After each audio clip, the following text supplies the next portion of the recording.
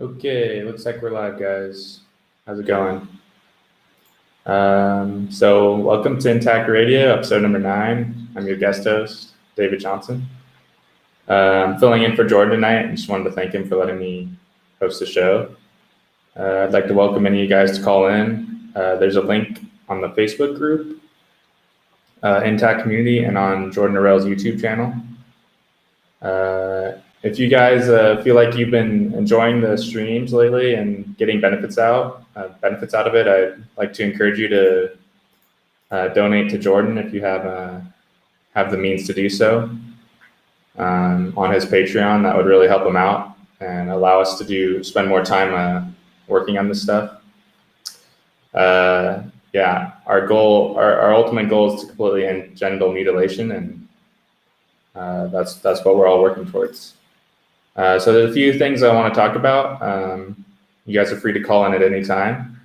Jordan and I have kind of discussed what we want to build Intact Radio to be. The main thing is that it's a safe place to join in on the discussion, feel open and free to talk about any subjects regarding intactivism or genital mutilation. Nobody is going to be judged here. It's kind of like a support group that's free, where you can feel just completely open to join in, spend 5-10 minutes or an hour, however long you want to stay here, and get things off your chest that you need to get off, or anything that's been on your mind regarding intactivism. So there's a few main topics of intactivism that I think will kind of encompass this channel. Number one is just where most of you guys have probably already done this, but if you're just getting started, just becoming educated on the basic ethics, human rights, and just the basic human anatomy of the body, genital mutilation, all of that, just to understand where we're all coming from here.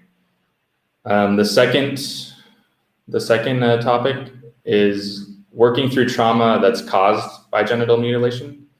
This is a big one for me, and this my main passion in this community and just in general in my life. To become the best that we can be and end genital mutilation, it will require our best selves. We can't hold on to past and outdated approaches. We have to raise ourselves to a new level to accomplish our ultimate goal: a complete end to genital mutilation for all of humanity. So I just believe working on trauma, healing trauma, is extremely important to come at this issue in a way that's going to really make change, because a lot of the blockages that happen with this issue is due to trauma to begin with, and people not wanting to deal with it, people not knowing how to handle it, and it's just damaging in all ways. So we really have to be, as one of our guests put it on a previous episode, we have to be the bigger men here. We have to learn how to be the bigger men and come at this in a smart way, or a new way, and creative ways that are going to help people understand the real harm of this. And then the third point, or the third topic of intactivism, is that we can discuss here on this channel, and this is the main focus of the Intact community group. Whereas as Intact Radio is going to focus more on just having a free-flowing conversation with whoever wants to join, Intact community will deal with more of the strategies and approaches that we can use to help further our cause of ending genital mutilation. So we can discuss, whatever you want on this channel, on this radio show, but we want to keep it, focused on mainly these 3 types of topics. That's the goal of this group. So feel free to call in at any time. In the meantime, I can just, let's see, let's go to Yeah, I see some comments here. Yeah, guys, feel free to, if you don't have the link or you're having trouble getting the link, I can post it for you. Or if it's not working, sometimes it doesn't work for whatever reason. But it should work. It should be call in to join the discussion on RESTREAM, and then it's a link right underneath that. That should work. So I will just go over how I got into this. The first time I really I always kind of knew about circumcision, but I didn't really understand it growing up. I didn't understand. I just thought it was the normal way that my body was supposed to be. And I quote unquote knew I was circumcised, but I didn't understand that it wasn't normal, that wasn't natural. I just thought it was something that happened to me. I didn't even exactly know what happened to me, but I just thought that, oh, that's just normal. It happens to everybody. I didn't really know too much about that there were other people who were not circumcised. It didn't really cross my mind too much. Yeah, that's all good. You don't need to call in. What was I going to say? So yeah, I read an article maybe 5 or 6 years ago, and I think it was the one about how the doctors did. They were doing like MRI scans on babies that were before circumcision and then after circumcision, and how it permanently changed their brain. And that like immediately clicked with me that it was just wrong, and it obviously caused damage, but it didn't really like spark much emotion with me. I kind of just moved on. And then a few years later, one of my best friends from childhood started calling me, and he was having a lot of problems, a lot of emotional problems. And he started like urging me to watch. The first thing he wanted me to watch was, what's his name? The guy who did the speech at Harvard. I can't remember his name right now for some reason. Yeah, I watched that speech, and at first I really didn't want to watch it. I really didn't want to go down that road because I already knew it was wrong, and I just didn't want to go through it. But since he was struggling so much, I just decided, all right, I'll try to, have more understanding so I can maybe help him. So I watched that, and then I just kind of went down the rabbit hole with it and learned everything that I possibly could about it. And unfortunately, about a year and a half ago, or a year and a few months ago, he actually committed suicide from this problem. So I was doing a little bit of intactivism before that, and after that happened, it really just hit me hard. And obviously, going through my own trauma every day with this too has been really tough. But that's kind of given me the motivation spark to try to find ways to keep going with this, not burn out. And it's really an important thing for people who are going through trauma, whether it's circumcision or related or not, that we find ways to cope and deal with this, because he was a really intelligent person, and he had a lot to offer people, but his trauma just was too much for him to handle. And on top of that, it was very hard for him to talk to anybody about it. So I think finding ways, once you're aware that you're going through trauma and something is triggering it and all that, it's really important to try to get a hold on it as fast as possible, and not let it control your life, control your daily habits and all that, which is very difficult, which is why I feel the need to get more involved with intactivism and just try to help anybody that I can. So a few things that I think help are finding something you're passionate about, whether it's a sport or game or exercise or anything.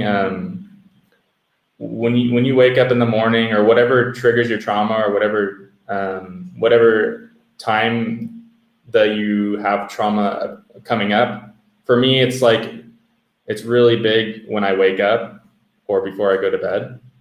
The trauma is really hard to deal with. So it's important to have something to look forward to, at least like 3 or 4 times a week that you can look forward to, and better to do it daily. Like, even if it's like a walk or something, when you feel those intense emotions coming up, you have to have a way to channel it. You cannot just sit there and stew over it, because it'll just eat you up. So it's very hard. It's a very hard thing, but you have to start building a toolkit to deal with that trauma, whether that's meeting some friends, doing something. Socializing is really important. Even if you are not a social person, it's really important to be around people a few times a week at least, whether you go play a sport with them or go out to eat or something like that.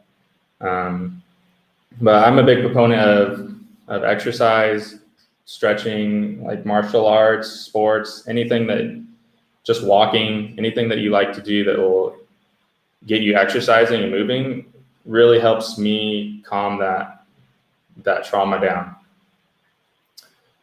So that's some things I can recommend. Also, having like someone to take care of, or someone that relies on you, can also be a big thing, even if it's like an animal or something.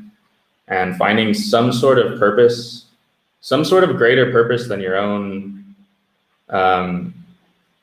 life, it's very difficult, especially as someone who's been circumcised. If sex is like a big deal to you, it's very hard to deal with, but it's important to find activities or groups or a movement that you can get a part of that will help you get out of your own trauma and realize that this is bigger than just you.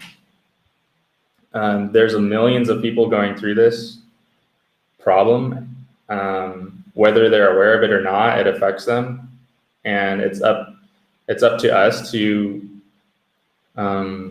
try to become strong enough to handle this problem, because it's not easy. It's not an easy thing to deal with, and that's a process. And that's what this channel is for, is to help build the toolkit, the solutions, and how do you say it? Coping mechanisms, I guess, to not let it control every aspect of your life.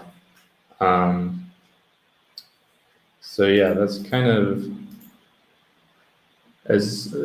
like what I have to say about it.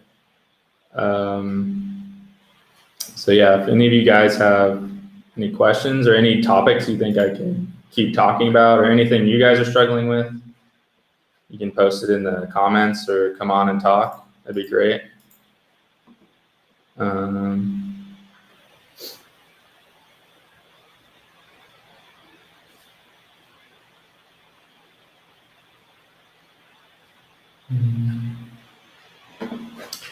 Let's see here.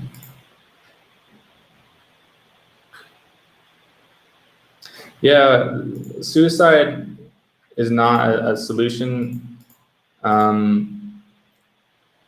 Sure, you can ask whatever questions you want. Speederich, I think I know who you're talking about. That if you're talking about that carnivore guy. One thing about suicide is, like I said, I think suicide comes when you are so overwhelmed by your own trauma that you have no way of getting out of it. Like it just completely takes over every aspect of your life, and you feel like you have no power anymore, and you feel like there's no joy anymore.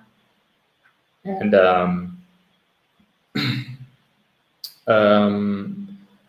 it can steal a lot of people away who have a lot to offer to the world. But it's very difficult for those going through that, and that's kind of why I'm here. Is even if you're not suicidal or you're not going to commit suicide, a trauma can still damage your life and prevent you from doing what you need to be doing, or doing what, or being the best that you can be. So that's kind of what we're working on. Yeah, I've been around the carnivore movement a bit. I kind of know. I've met some of those people and stuff. So, and the vegan movement as well. I know both sides of them.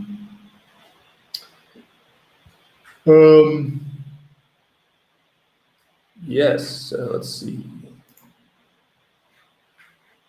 I need to find more groups to post this link on. So if any of you guys are a part of any groups,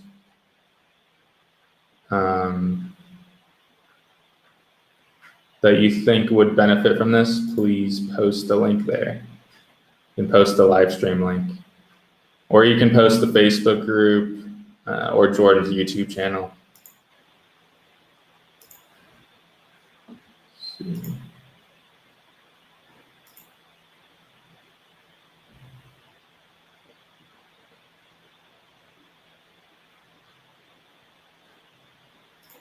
So what else can I talk about here?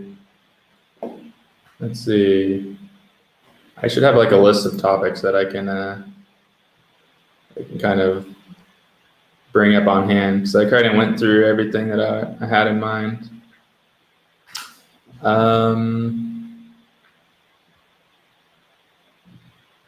Yeah, one thing that's been on my mind is, which we've probably talked about a lot on this channel already, but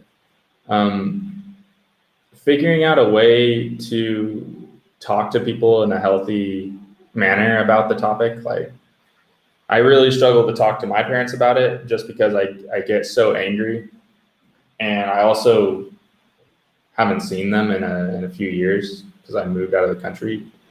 But I kind of get to this point where my emotions boil over so much that I just can't.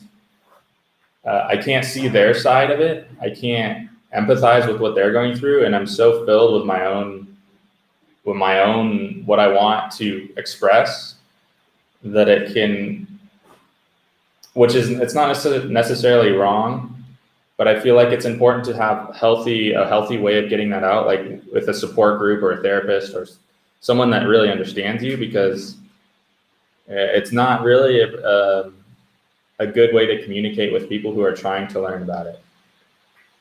Let's see. What do you think about the opinion that being circumcised can actually strengthen the bond between the man and his partner?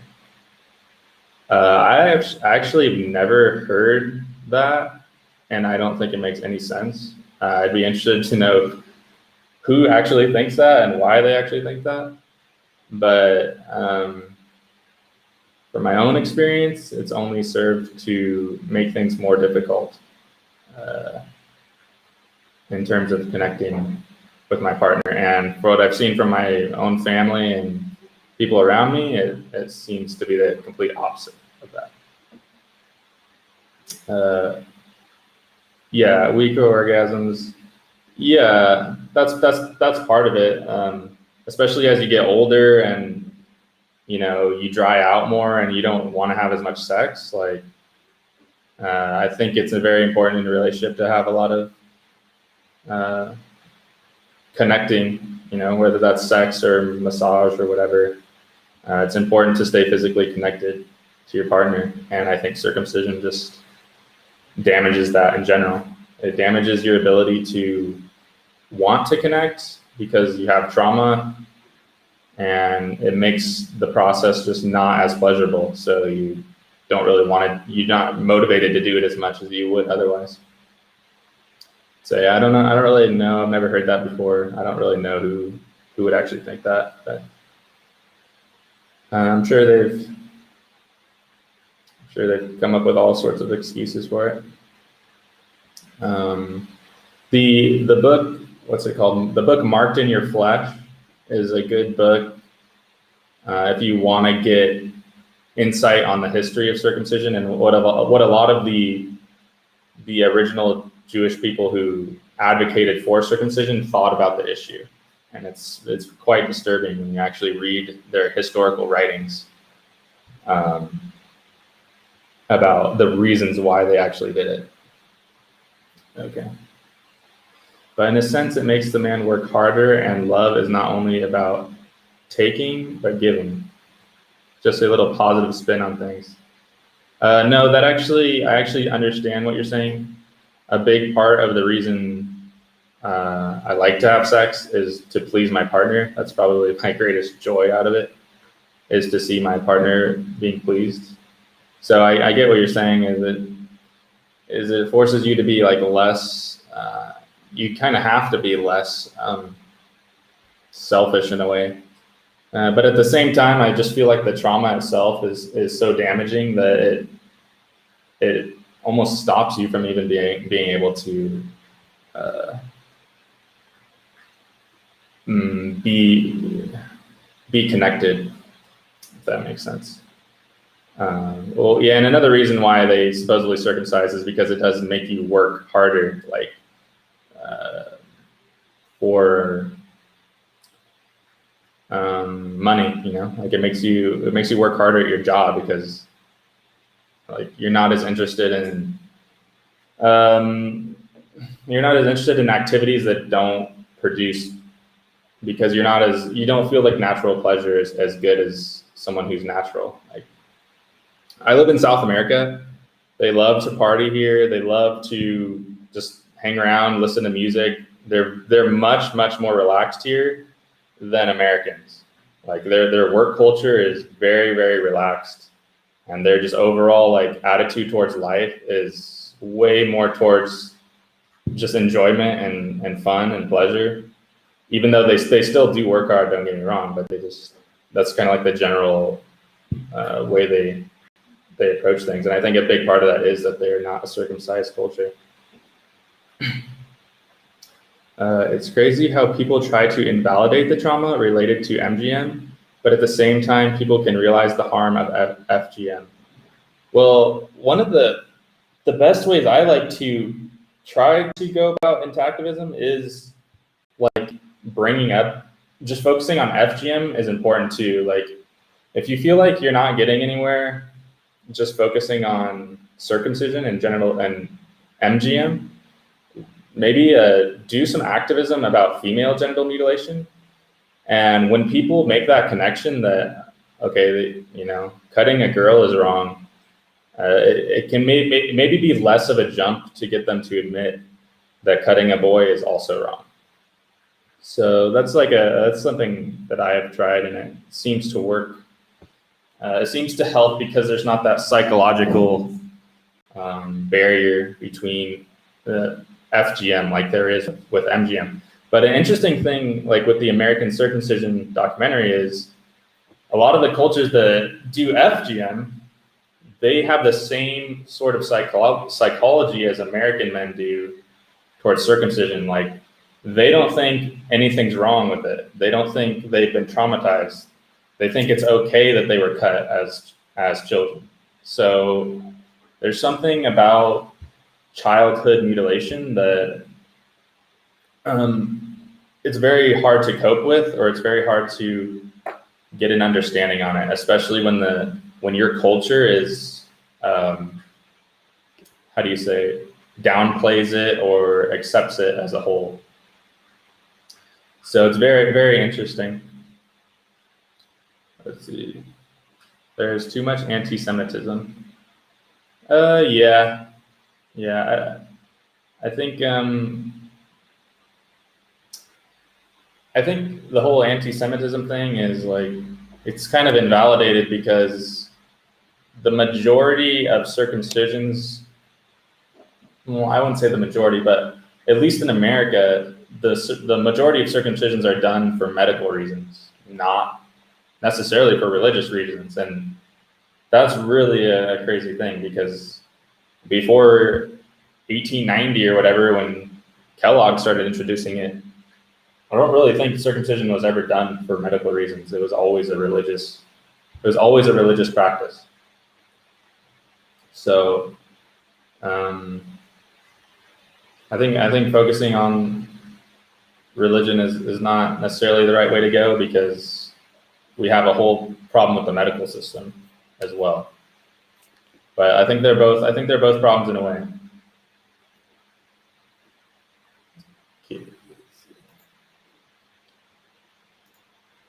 Let's see if anyone is commenting on Facebook.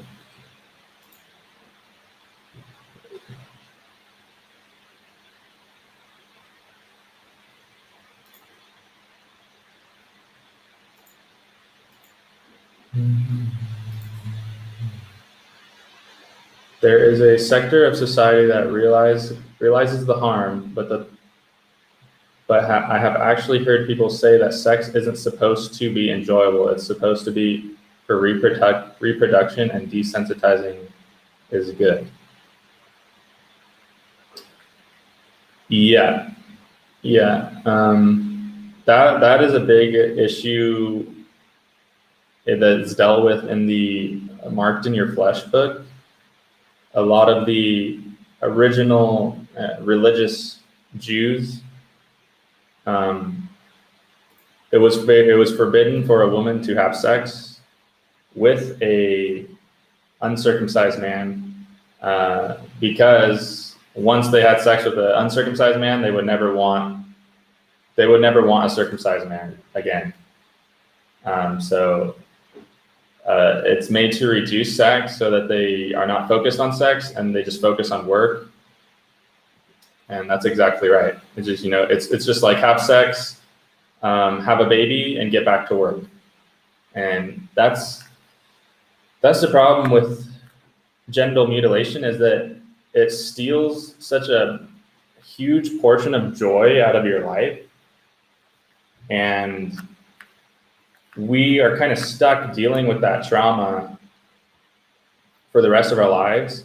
And to move on to like bigger and better things in society and in humanity in general, like we have to solve this issue so that the people need to just be happy, healthy, and enjoy their life, so that we can focus on other issues besides just preventing genital mutilation. But until that happens, like I've had my mom say too, like, oh, you're focusing too much on this, or people say that all the time. Oh, there's bigger issues, but it's like, there's really not bigger issues. Once we solve this problem, a lot of things will be healed, and we'll be able to move on as a species. We'll stop being chronically traumatized, at least in this way, that we have full control over. This is an issue that we have full control over, that we can stop. We don't need a government to say.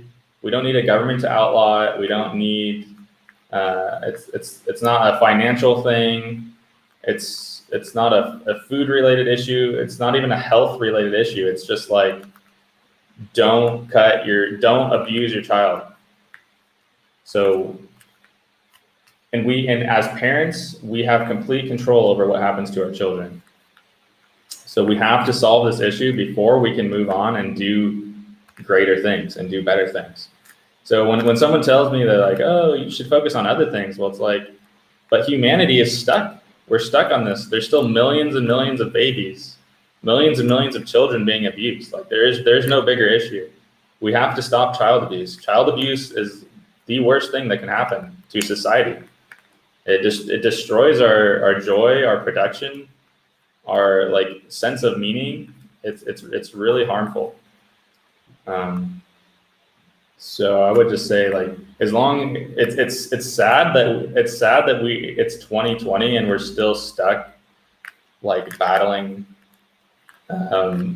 genital mutilation. Like it's sad and pathetic, but it is what it is, and it's where we're at. So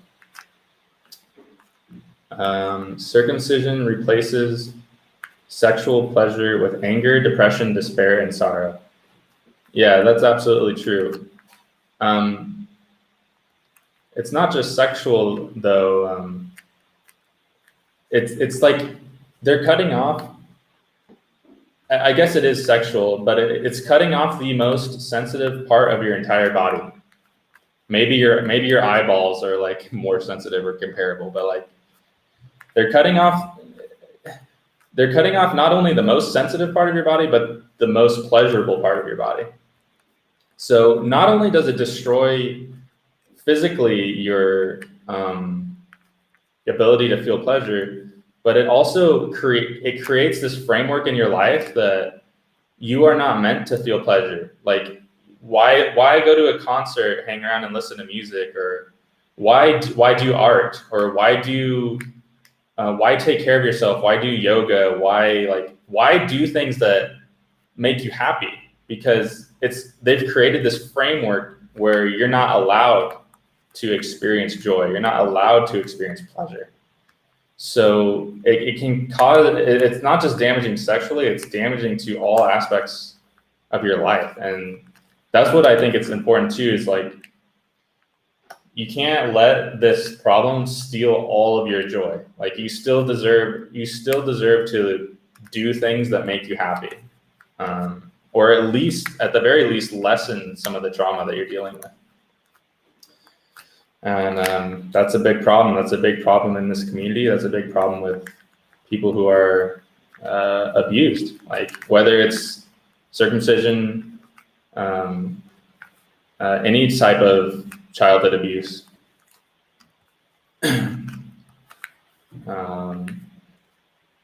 Yeah, exactly. The nerves of the foreskin are directly connected to the reward center of the brain. They feel and building on that, when they circumcise you, well, John Harvey Kellogg or whatever, I actually did a YouTube video on this like a while ago, but you can look on his Wikipedia, and he said the whole point of circumcision, and he also promoted FGM. He promoted putting acid on the clitoris. The whole point of circumcision was to make it so you didn't want to have sex. And an added benefit that he mentioned was don't do it he said, do not do it with anesthetic, because you want the child to associate that part of the body with pain. So, and not only that, it's associating sex with pain and all of that stuff. Tried to join the live stream live, and it wasn't working. It wasn't being allowed to join in. Did you see me trying to join in? No, I didn't. Let me see. I will post. Let's see. Invite guests. I will post a tried to join live stream talk and wasn't being allowed. Did you see me?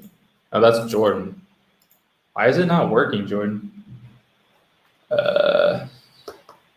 Oh, maybe I think it created a different link. So if you guys have tried to join, go on Facebook, and I'll also, let's see. Yeah, I think the old link was not working. So you can try to join in. Try to join with that link, Jordan, or anyone else who wants to join. What was I saying here?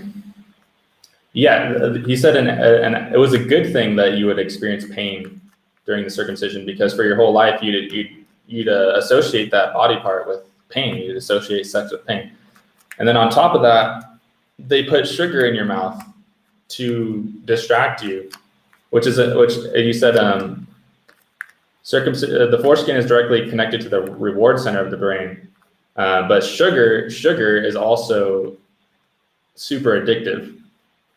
It's as addictive as cocaine, if not more so. So not only do they cut that part of the body, but they're training you. So whenever you go through something traumatic in your life, you are going to naturally go to addictive substances. So it can create drug addiction, or all sorts of addictive behavior, because you are trained to have sugar in your mouth to distract you from the pain that you're going through. So it creates a really tough framework to deal with. As you go through natural life, like you're gonna have trauma, like your parents are gonna die, you're gonna have friends die, you're gonna have health problems or whatever, and it trains you that as you come up to those challenges to just numb it out, just distract yourself. That's something I find in my own life that I do a lot. I have a very hard time focusing, and when traumatic events happen to me, I shut down and I just want to like be alone, and I want to kind of just numb it out as much as I can, because I think early on I was trained like, okay, I'm having this horrible thing happen to me, I need to numb this out. Okay, let's see if anyone, I don't know why, I guess sometimes the link changes. So the old link that Jordan had is not working anymore. But should work. Event. Let's see.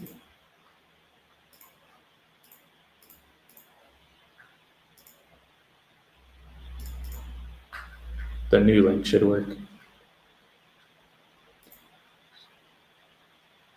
Okay.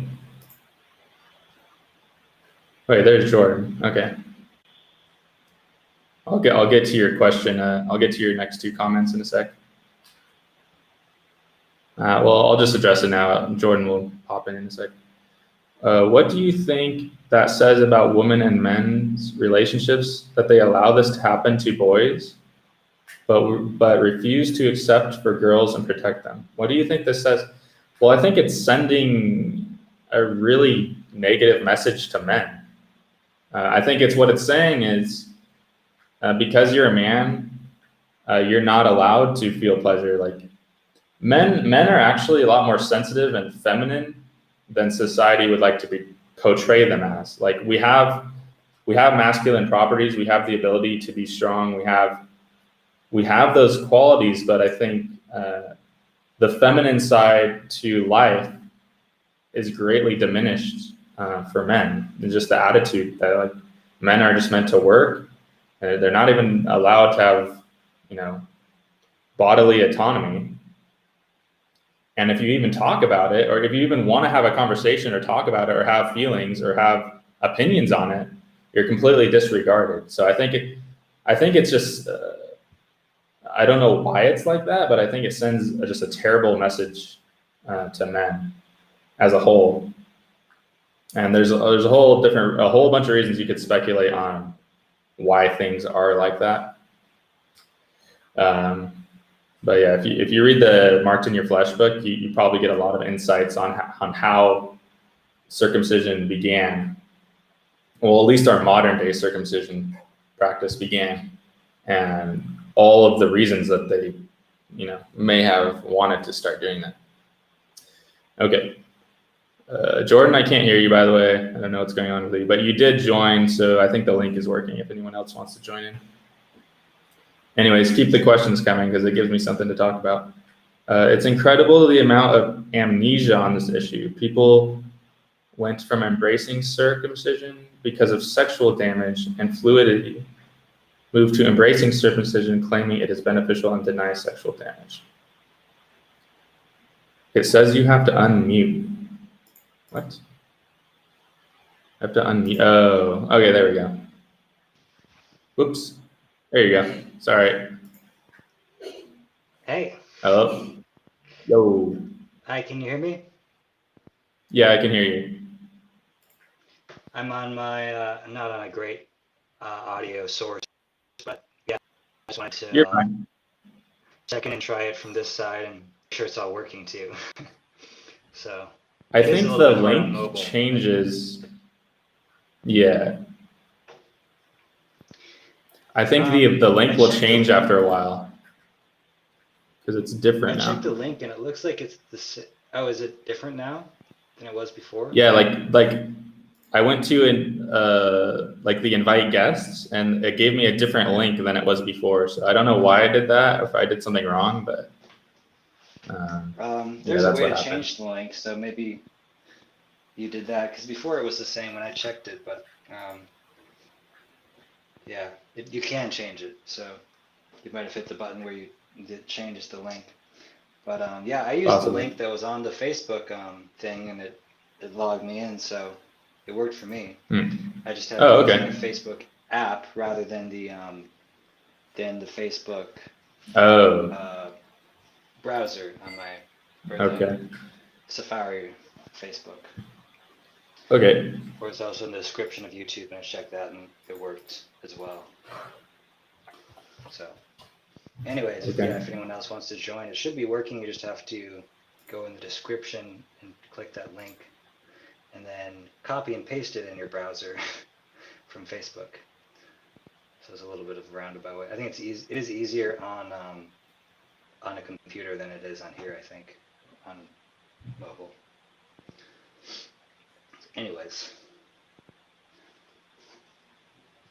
Okay. I'll just keep answering some of these comments here. Let's see.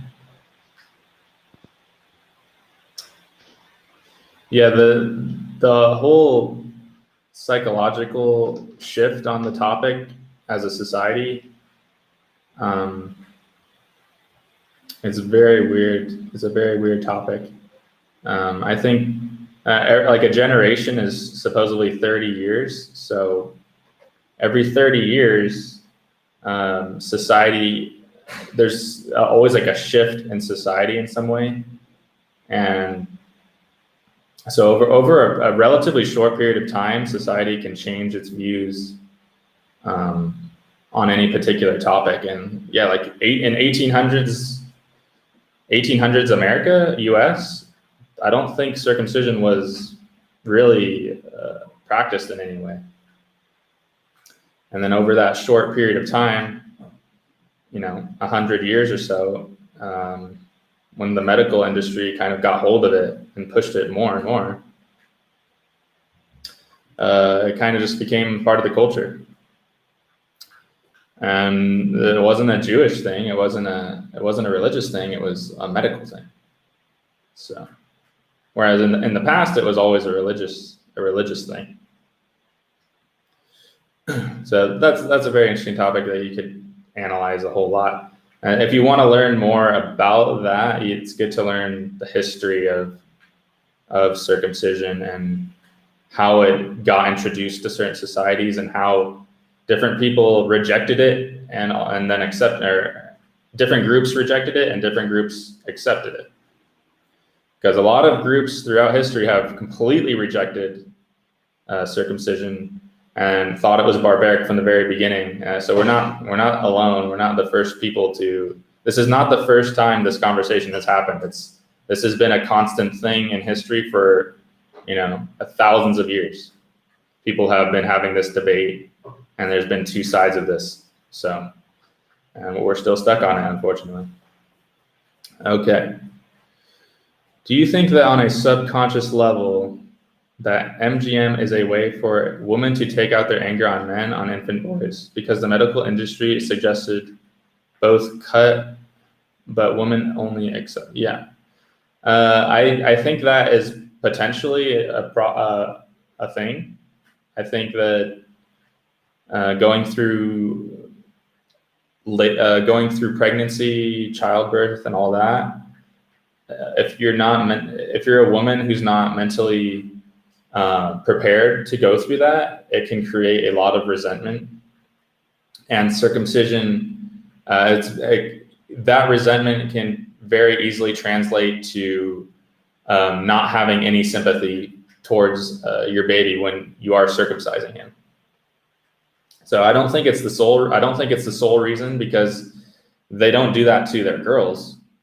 But I think society accepts it and even advocates for it, and that's just one more thing that makes it even easier to just say, sure, circumcise. Keep your eye on the page where people are trying to join. Carter needs to be let in the meeting. What page are you talking about? I don't see anyone trying to join.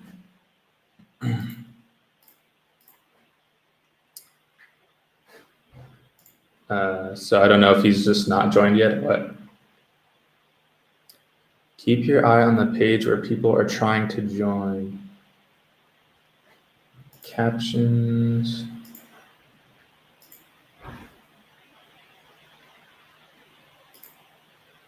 Yeah, I don't see anyone trying to join, Jordan. So I don't know, maybe I'm not looking at the right place. Okay, I feel like an outcast though, because I'm literally the only person who has never orgasmed because of my damage from MGM. No one in the medical industry wants to care to help me, and no one can relate. That sounds really hard.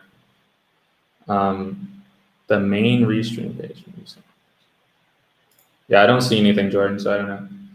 Yeah, Jay, that sounds very difficult. And I guess that's part of the thing too, is circumcision is not just circumcision. There's varying degrees of damage. And it sounds like you got some of the worst out of that. So I think it's really important to try and reach out. I know it's really hard, but try to get somebody, whether it's this channel or just anyone that you can talk to about, because talk to you about that. Yeah.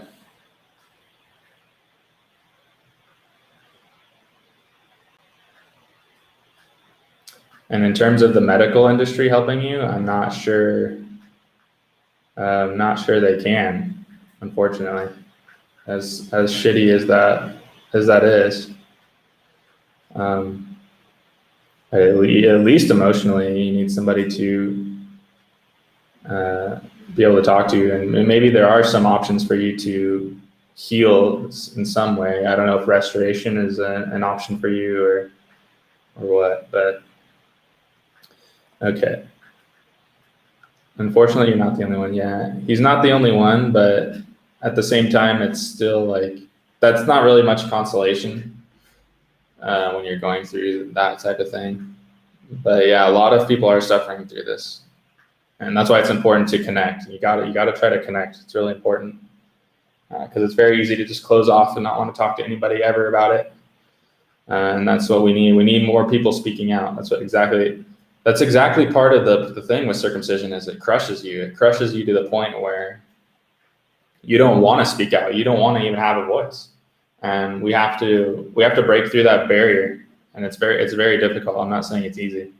And that's why we're trying to do this. That's why Jordan is trying to do this. That's why we're trying to do this, because everyone matters. Everyone matters. Everyone's really important. If you can speak out and find your voice, you don't know like how much impact you can have. So it's really important to take care of yourself, and it's okay. Like if you're not ready to do any anti-activism at all, if you're just focusing on your trauma, that's fine. That's something that you need to work through. Looks like Carter joined in, so I'll unmute you. What's up, Carter? Hey, what's up, man? How's it going? How you doing? I'm good. How you doing? Nice. So I was trying to join from a different link. The link that Jordan shared on Facebook was not the right one. So we got it all figured out, though. I saw on YouTube. Yeah, that's where the link was to join. So I'm here now. All right, cool. But I don't know. I don't have much context actually behind what it is we're talking about here. So it sounds like you have an agenda and some items that you're covering. I'm actually just responding to the comments in the chat. That's all I'm doing right now. Gotcha. You know, I'm curious. But I listened to your interview with Jordan. Oh, nice. Great. Yeah. Cool. Well, I'm glad you have a little bit of context there. I'm curious to hear more about your background, though. I know I kind of just popped up on the scene here, and you probably have, you want to cover your list, but if you have a minute to kind of share some insight with me on where you're coming from. I heard actually a little bit in the beginning, but kind of your initial introduction into intactivism. I guess I heard that story because I had joined a little earlier. But a question that I have for you is like, what religion? Do you have any religious background? So at the beginning of the stream, I kind of did a really quick overview of how I got into intactivism. So I don't know if you heard that part, but if you have any more questions, or I can go over it quickly again. In terms of my religious, as a teenager, I was a complete atheist for many years, and as I got older, I moved towards like Eastern sort of religions, Buddhism, stuff like that, and landed with Christianity. Gotcha. So that's kind of where I'm at now. But, gotcha. Well, I'll let you continue. I don't really identify with that too much. So. Fair enough. Yeah, fair enough. Well, I'll just let you continue, and you know, if there's opportunities for me to chime in, then sure. I'd be happy to. Well, if you have anything on your mind, go ahead. Well, I've been talking. Like most of the comments have died out. Oh, okay, for sure. All right. Yeah, I've been in conversations all day around intactivism, starting at around 9 a.m. Pacific Standard Time this morning. I just got done with this ICASM meeting. Not going to go too much into that, but that was quite a contentious meeting where some heated discussions flared up. Yeah, you know, intactivism is sometimes a little bit of a battleground. I wish it wasn't that way, but that's kind of the reality of the situation right now. And it doesn't necessarily have to be that way either. But I guess I'll totally take this on a separate tangent here. Something that I was trying to address was the recent development in the Nordic region, where there is a significant amount of Jewish authority figures pressuring the Danish parliament to keep the practice of infant circumcision alive and well, and then also kind of prevent outside voices that would dissent from this from having a voice. And they're putting direct pressure on the parliamentary members. And actually the highest, the prime minister of Denmark put out a statement saying that she is in support of the Jewish people's right to circumcise.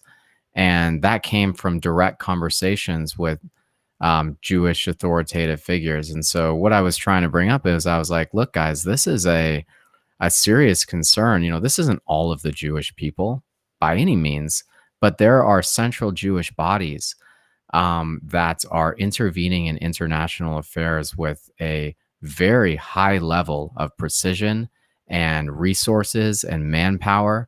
And it seems to be quite a significant threat to intactivism. And that created a lot of discord in the conversation, especially among Jewish members.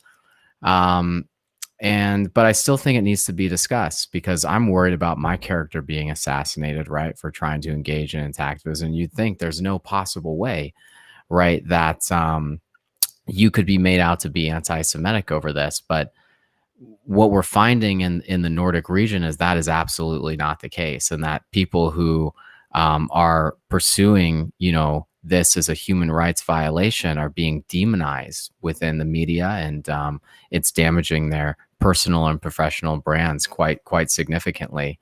And I just think that, you know, at the very least, we need to be aware of that as we pursue intactivism, that there are not just, you know, Jewish entities, but potentially medical bodies and Muslim entities that are going to look to really assassinate our characters, and how to navigate around that without and coming through that. But that's really only going to be an issue for the individuals that are more public on this, right? The average intactivist is not going to have to worry about this. But as I'm doing these additional interviews and things like that, I'm definitely starting to get worried here. I'm like, geez, is my job going to be at risk?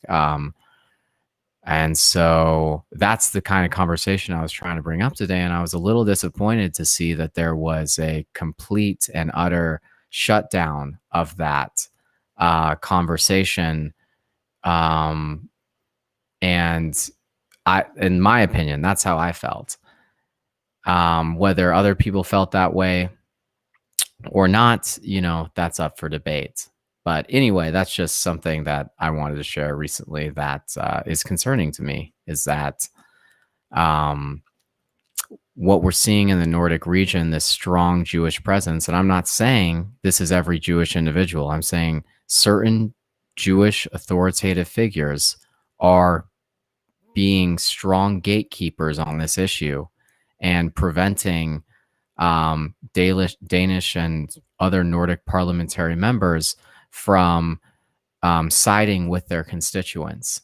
And so essentially a foreign body, a foreign minority body, and also it's domestic internally, is really controlling the narrative right now. And it's very, very, very difficult to start engaging on this in that region without people trying to smear you. Anyway, I'll leave off on that, but I'm curious to hear any feedback others have. And I could be totally wrong.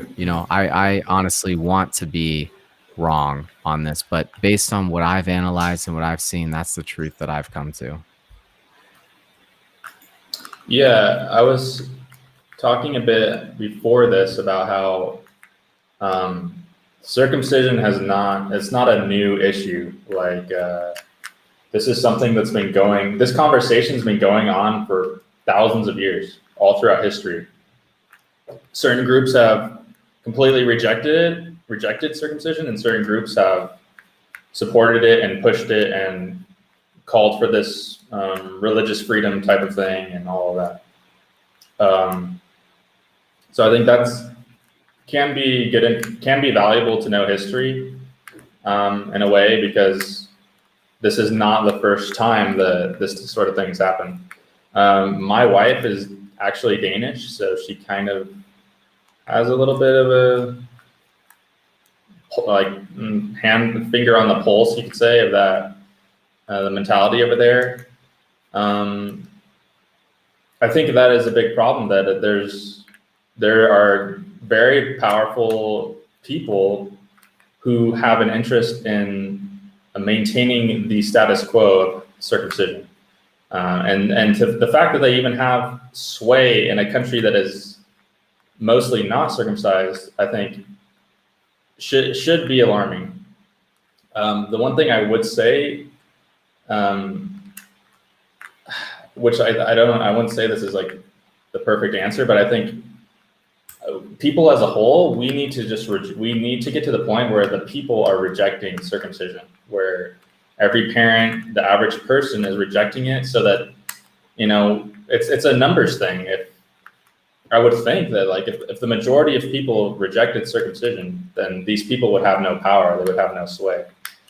But because they have so much money and such a big influence, and people are so scared, like you said, like, imagine, like, you yourself are scared of your job. Imagine if you're a high level official in a government, how scared you would be. Like, it's a major issue, and I'm not really sure how to approach that, but the only solution I see is a mass awakening of people just rejecting circumcision at the base level, so that, for example, female FGM is a good issue to look at, because that was actually legal in the US.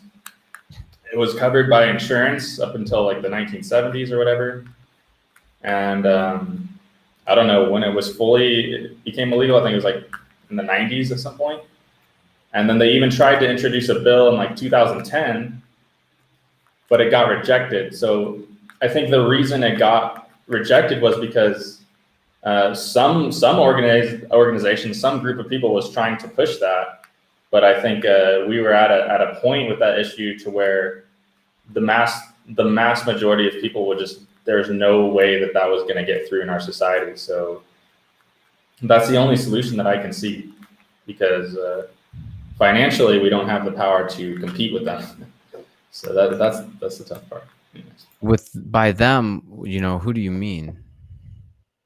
I just mean whoever is, whatever group is advocating for circumcision, really, in any way. Right. It could be the AAP, it could be a religious group, whatever justification, whatever reason that they come up with, medical or religious, they may have a reason to try to keep that going. Absolutely. Yes. So it's kind of feels like a David and Goliath type situation here, where those of us that are looking to speak out really don't have any platform, any support, and any brand to do so. And the individuals that are looking to, as you say, maintain the status quo have incredible amounts of resources, manpower, time to invest, and also a very strong desire. And that comes from a place that's kind of abstract to me, to be honest with you. Just as, strongly as I advocate against it, there are people that are advocating just as strongly to have the practice persist. And I find that just to be fascinating, that there's that level of interest in keeping a genital modification surgery alive in neonates. But that's where we're at right now.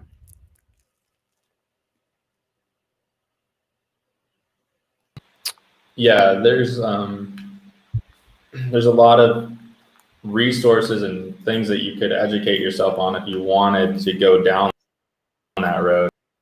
Why is this? Right. Why is this even a thing? Like, why would people even advocate for this? But what I think is more important than that is for people to just really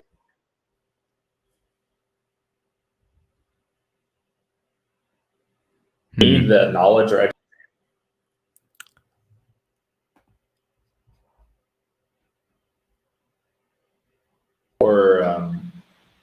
I don't know, education or stimulus to a video or something, or just your innate parenting skills to say no to it. Like, you could have a mother who has literally no education who just refuses to let that happen. So I think more important than all of that is just like getting people to say no, because this is an issue that we have complete power over.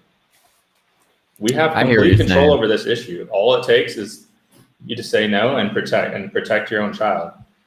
Yeah, but the problem is that yes, there's these big organizations, which is like a David and Goliath thing. But what was I going to say?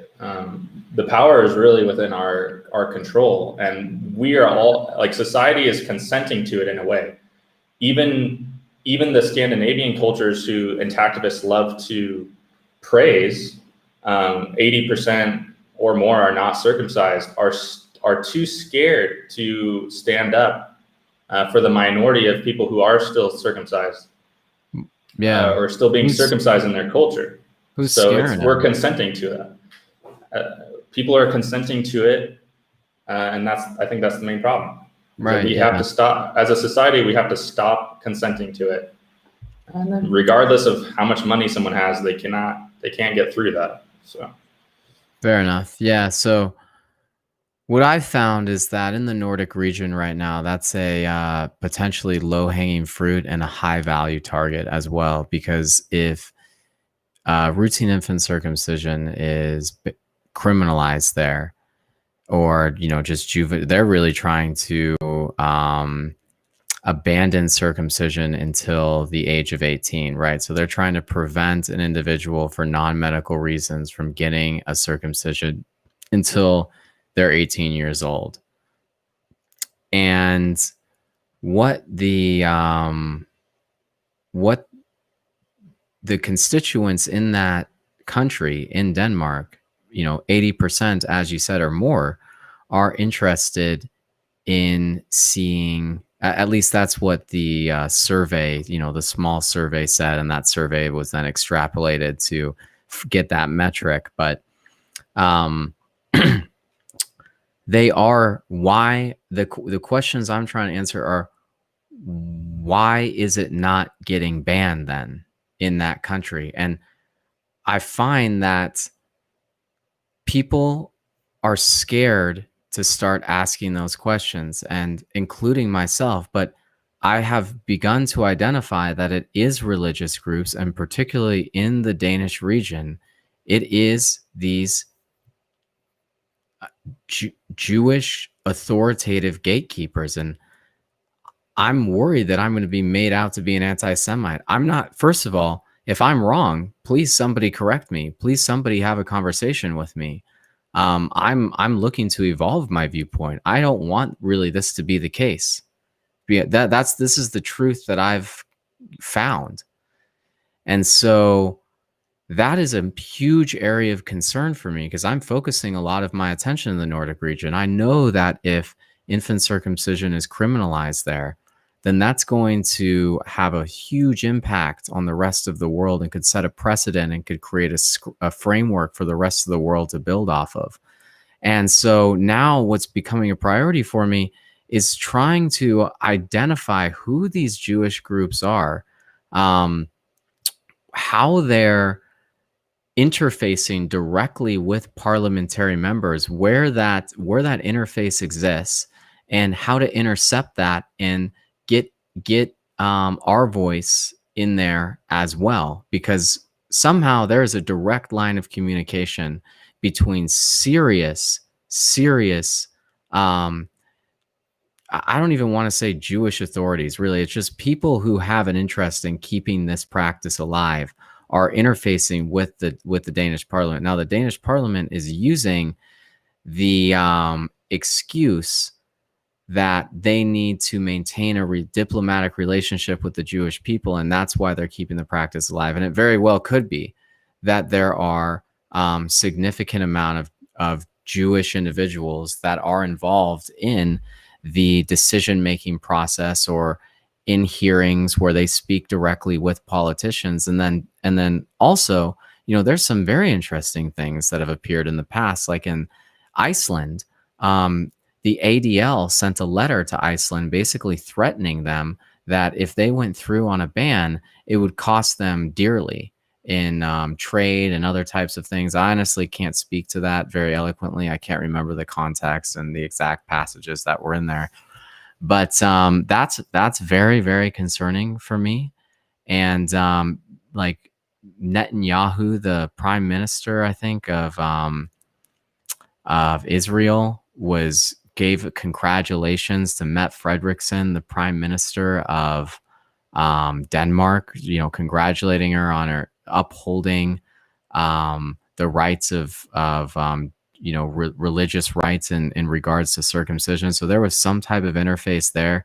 I've just noticed that there are these religious gatekeepers that are really preventing the Nordic region from moving forward on a ban. And I want to expose that, and I want other people to be aware of that. But when I try to go and share these thoughts, very strong criticism is getting shared with me about that, and there's a lot of defense. And I'm not really looking to. I'm looking to have a conversation, but I'm looking to not put people on the defensive, but just share information, and then look to see how we can take steps to begin going through a similar process in which these religious groups are doing, to be able to interface with these parliamentary members. Anyway. Yeah, I'll respond to that. Hold on. Blake, I'm just responding to your comment. You're ashamed to admit making comments on their posts, so many likes, people like my ideas, but my family found out. I think it's important to find a group where you can connect with, where your family's not going to get involved. So you can feel yourself that you have a place where you can be open and without that fear of being criticized. So sometimes Facebook is not the best place to be posting a bunch of stuff because people might see it that will affect you. So anyways, maybe find somewhere like this platform where you can talk without being criticized by your own family. So yeah, what you're saying, Carter, I think, and also goes with what Blake was talking about, is that they're scared because they don't want to look like bigots toward a certain religion. And I think that's kind of, I don't know if that's exactly what you're saying, but I think a lot of people don't want to go down that road. They're just really scared of offending. They're really scared of offending a certain group. And it's not like we are like targeting a group and going after them. It's like it's just, that's what's happening. Like those are just the facts. Like it's a huge problem that these certain groups have influence over government policy, and it's a really massive problem that I don't have the answer to, which is why I kind of just keep going back to like personal responsibility. And if we were all to take the proper amount of personal responsibility, we could theoretically end this very quickly. But the problem is that from the top level, even in a country like Denmark, where it's large majority an intact place, that if they can't even ban it, then where is the U.S.? They're going to even have way harder problems because of just the social acceptance of circumcision. In a culture where it's not really accepted, they still put up with it and they won't ban it. So I see what you're saying. It's like it's kind of disconcerting when you see the Scandinavian countries not being able to ban it because we're behind them in a lot of ways. So it's a huge problem, and I don't know the perfect answer. I think education is extremely important. I think people just are not educated on the topic, and you never hear a politician bring up circumcision. Like the only politician who ever brought it up was like Andrew Yang, and that was like almost. And then he doubled back actually. Exactly. Recently. It's like, when have you heard a high level official even talk? You know about why he doubled back? Yeah, he got pressure from certain groups. What groups? I mean, Jews. Yeah, and then he started saying, "Oh, well, I've been to what do they call it? I've been to the bris, yeah. I've been to my friend's brisses before and all that stuff. It was an honor. Blah, blah, blah. But, so I'm not trying to make the focal point. Yeah, someone brought that up the other night about Andrew Yang. I'm just like, nah, he's a joke. Yeah, it was an honor to be at my friend's bris. Yeah. But what I'm noticing is that the path keeps leading back to this Jewish resistance. There's also a significant Jewish resistance in terms of they're moving away from infant circumcision, which is amazing. Wow, we really need to bolster those people and help them get their message out. Because really what I want for the Jewish people and the Muslim people and the American people and anyone who circumcises children, we need to evolve consciously. So people think when I come at the Jewish authoritative figures that are acting as gatekeepers that I'm doing so because I'm anti-Semitic or I don't like the Jewish people. If I didn't like the Jewish people, I would want them to circumcise their children because I know it's bad for them, right? I know circumcision hurts the Jewish people. So if I was a true anti-Semite, I would want to see that continue for them. The thing is I'm not. I want the Jewish people to evolve on this. And I want everyone who thinks this way to evolve on this specific issue. But what I want to be comfortable critiquing is anything about this, right? And so one thing that I feel like I'm not able to critique right now publicly is the religious side of this. People shut me down. They tell me, they shh, be quiet. Don't talk about that.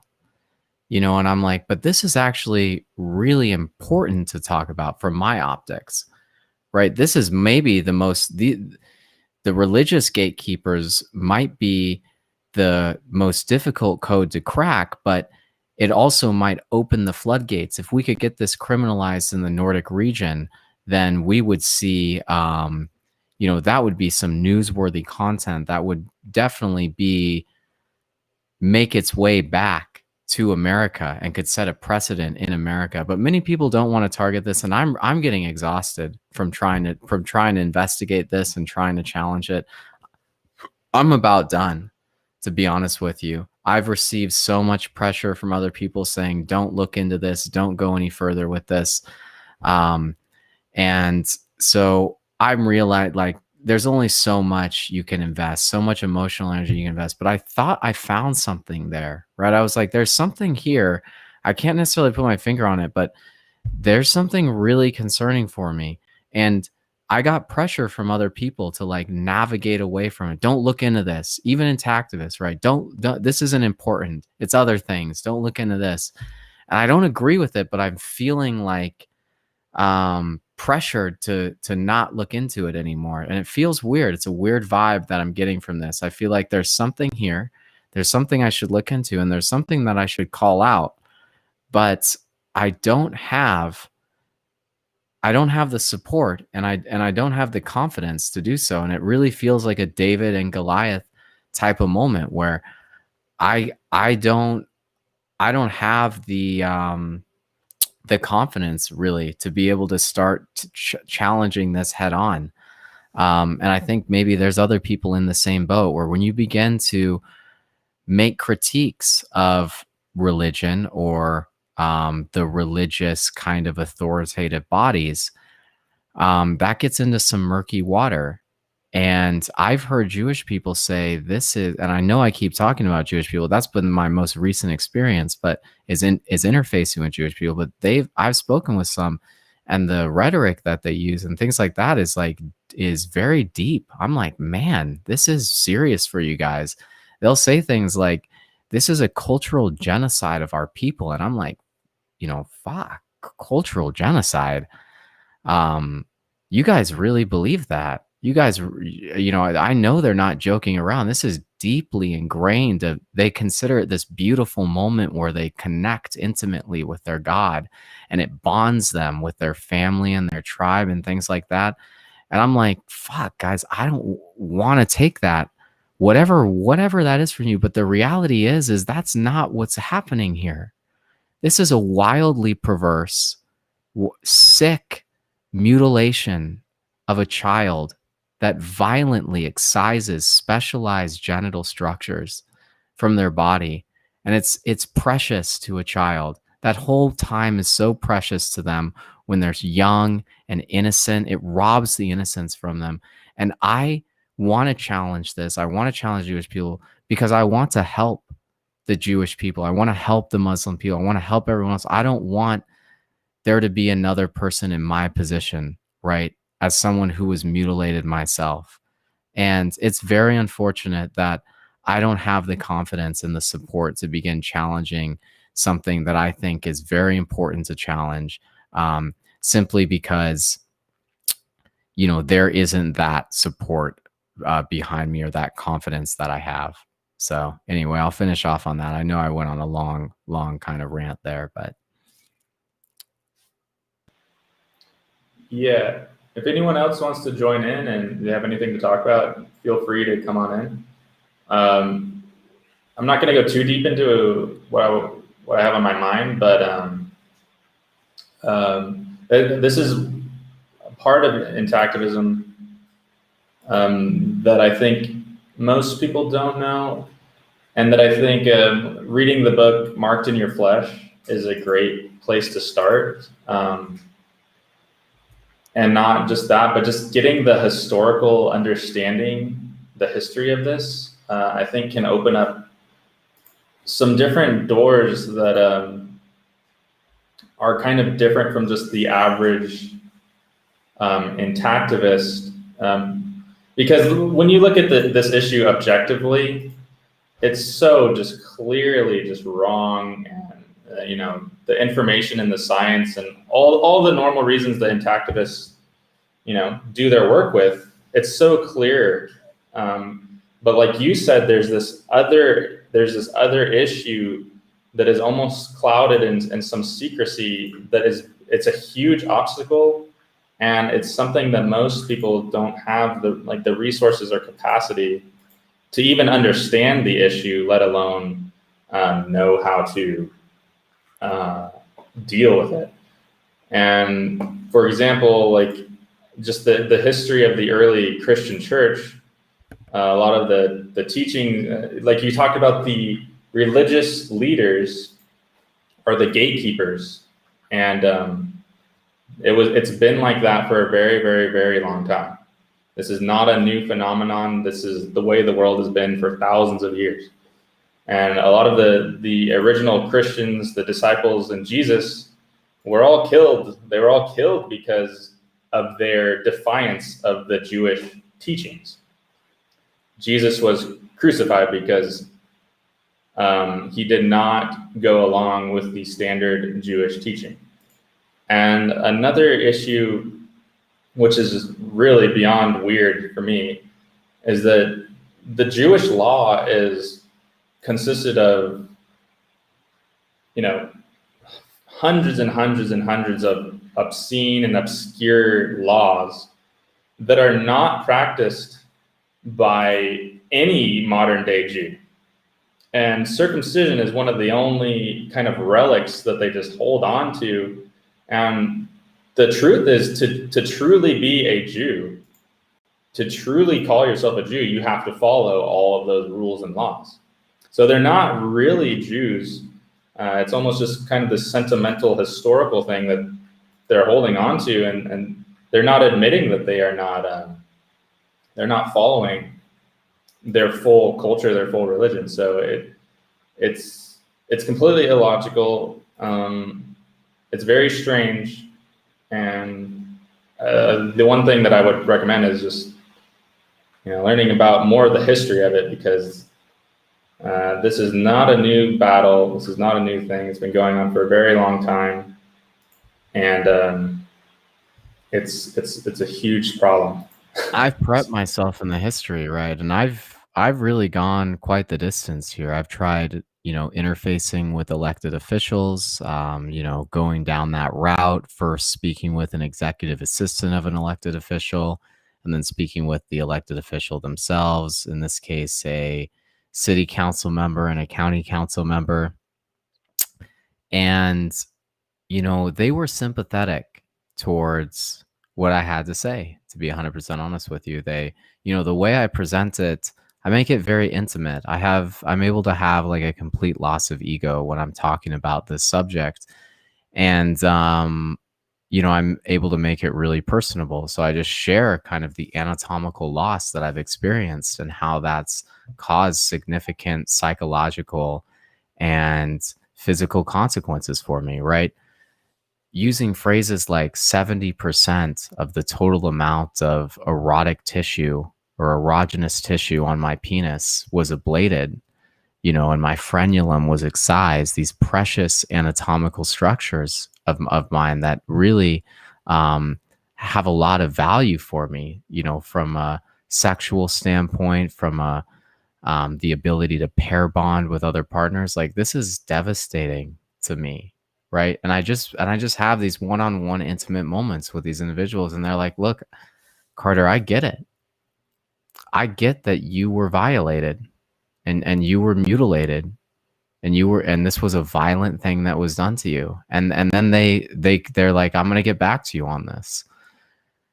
And something happens, right? They have a risk analysis team involved. They look into the subject and they come back to me and say, we can't address this. You're going to have to go to the state legislators. This is not something we can tackle. And I wonder where the interception happens, right? What is the risk analysis team saying? What's going on there? Why Why is my concern not able to be elevated? While, for example, like the Black Lives Matter movement in my city, I was engaging with the city council on a regular basis, and I saw the Black Lives Matter movement, individuals having amazing success, right? And obviously, I know the reasons why. It's the numbers that they had, it's the support from private entities that they had, and things like that. But here I come again as this just one little guy trying to make my way up. I'm like, and they hear me out. They hear me out, but something happens along the way.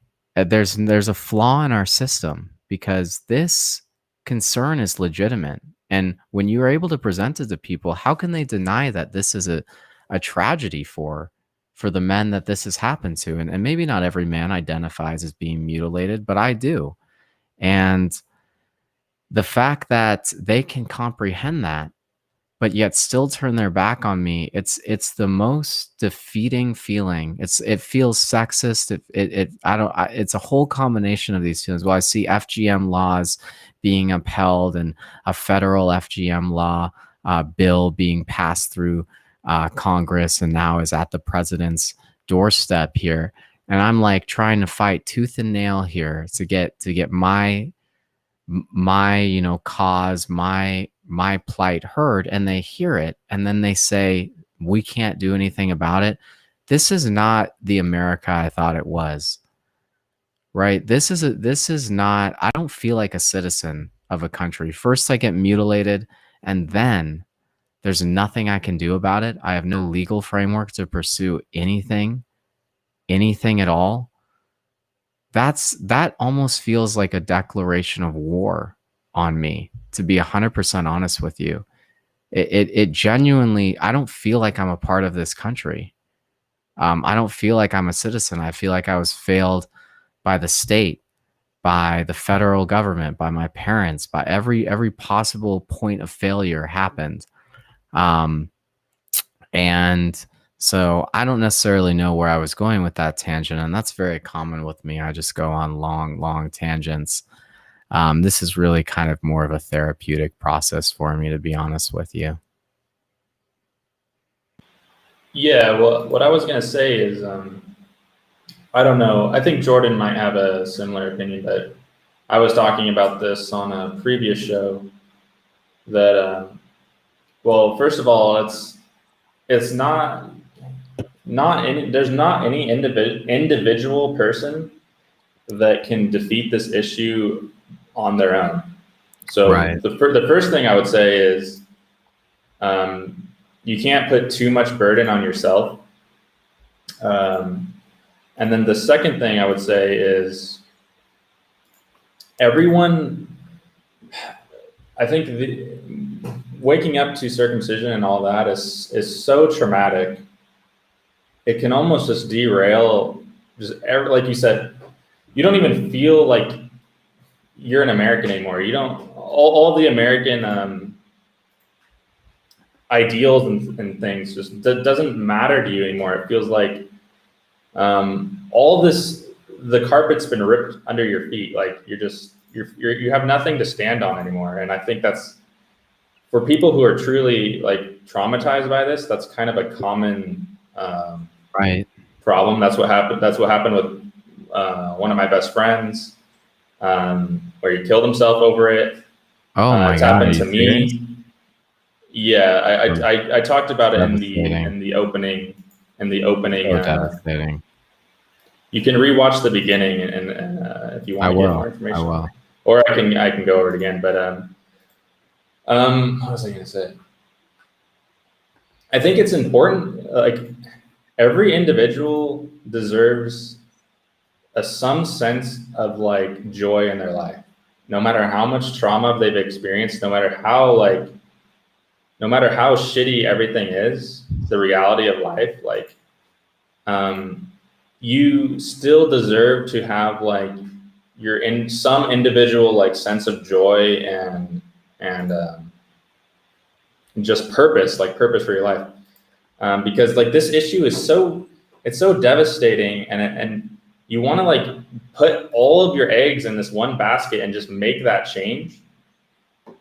But it's so important to just take care of yourself mentally and physically, and not just destroy yourself into activism all the time, because at some point you get so burnt out. I'm there right now.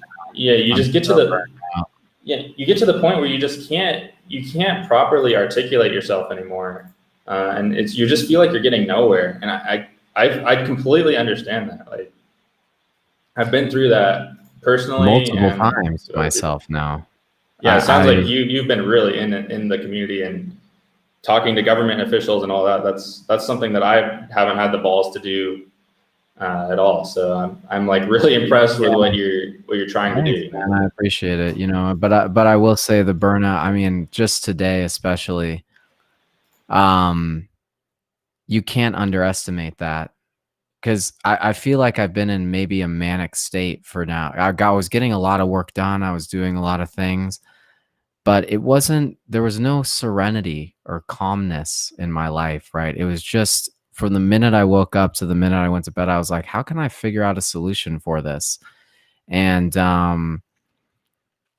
it was really a chaotic type of experience. And this keeps happening to me in a cyclical fashion. And I'm just I'm burnt out right now. You know, even right now when I'm speaking, you know, in this stream, I don't even know if this is the best way that I can present myself, to be honest with you, but it's real. It's raw. Like, I'm absolutely burnt out right now. I've been pursuing intactivism. I've been going nonstop at this for like 2 weeks straight now. And I go in these cyclical patterns. Like I said, I'll go 2 weeks, stop for a month, go 2 weeks, stop for 2 months, go for 2 weeks, get some work done, could do some projects. My background is in software development, and I'm looking to bring that expertise to intactivism. And I recently started an organization looking to convert it into a 501c3 nonprofit called Fortech, where we provide technology solutions and tools to intactivist organizations. But to be honest with you, bro, like, I just put all this time into figuring out that process. I'm working with another intactivist organization from the Nordic region on a very interesting tool, a database, a data presentation solution, for them to display data from that database. But man, dude, it's just when you really get into the thick of things, it's draining when you have to be involved in this 24/7. It will bring you down very quickly. And I don't think that's the case for everyone, but for me, it absolutely is. But I know I have so much value to add, but I'm not in a good place right now. And I don't know what else to say. I don't think this is really the most appropriate time for me to be speaking on a live stream. But I hope that, you know, I can let other men know that, you know, you're not the only one feeling this way sometimes. And I'm not always feeling this way, to be 100% honest with you. There are many times in my life where I have profound joy and I'm feeling great. I'm feeling fucking awesome. But this is not one of those days. And it's because I am mutilated, right? It's because I have physical damage to my penis. And it causes me this incredible psychological burden that it's soul crushing, like Matthias says here. It's like nothing else, right? Like I've ever experienced it in my life. And I've recently been having these, you know, I've been having sex recently with this new girl that I met. And it's so disappointing. Like, I'm nearly in tears. It's so disappointing because I know that the physical consequences that I have, I don't feel really anything on my body, right? And it's when I'm having sex, my penis has very limited muted sensation. It's a complete muting almost, and I see my partner like writhing in ecstasy, and I'm like, I don't have that. And it's something that I wanted so badly.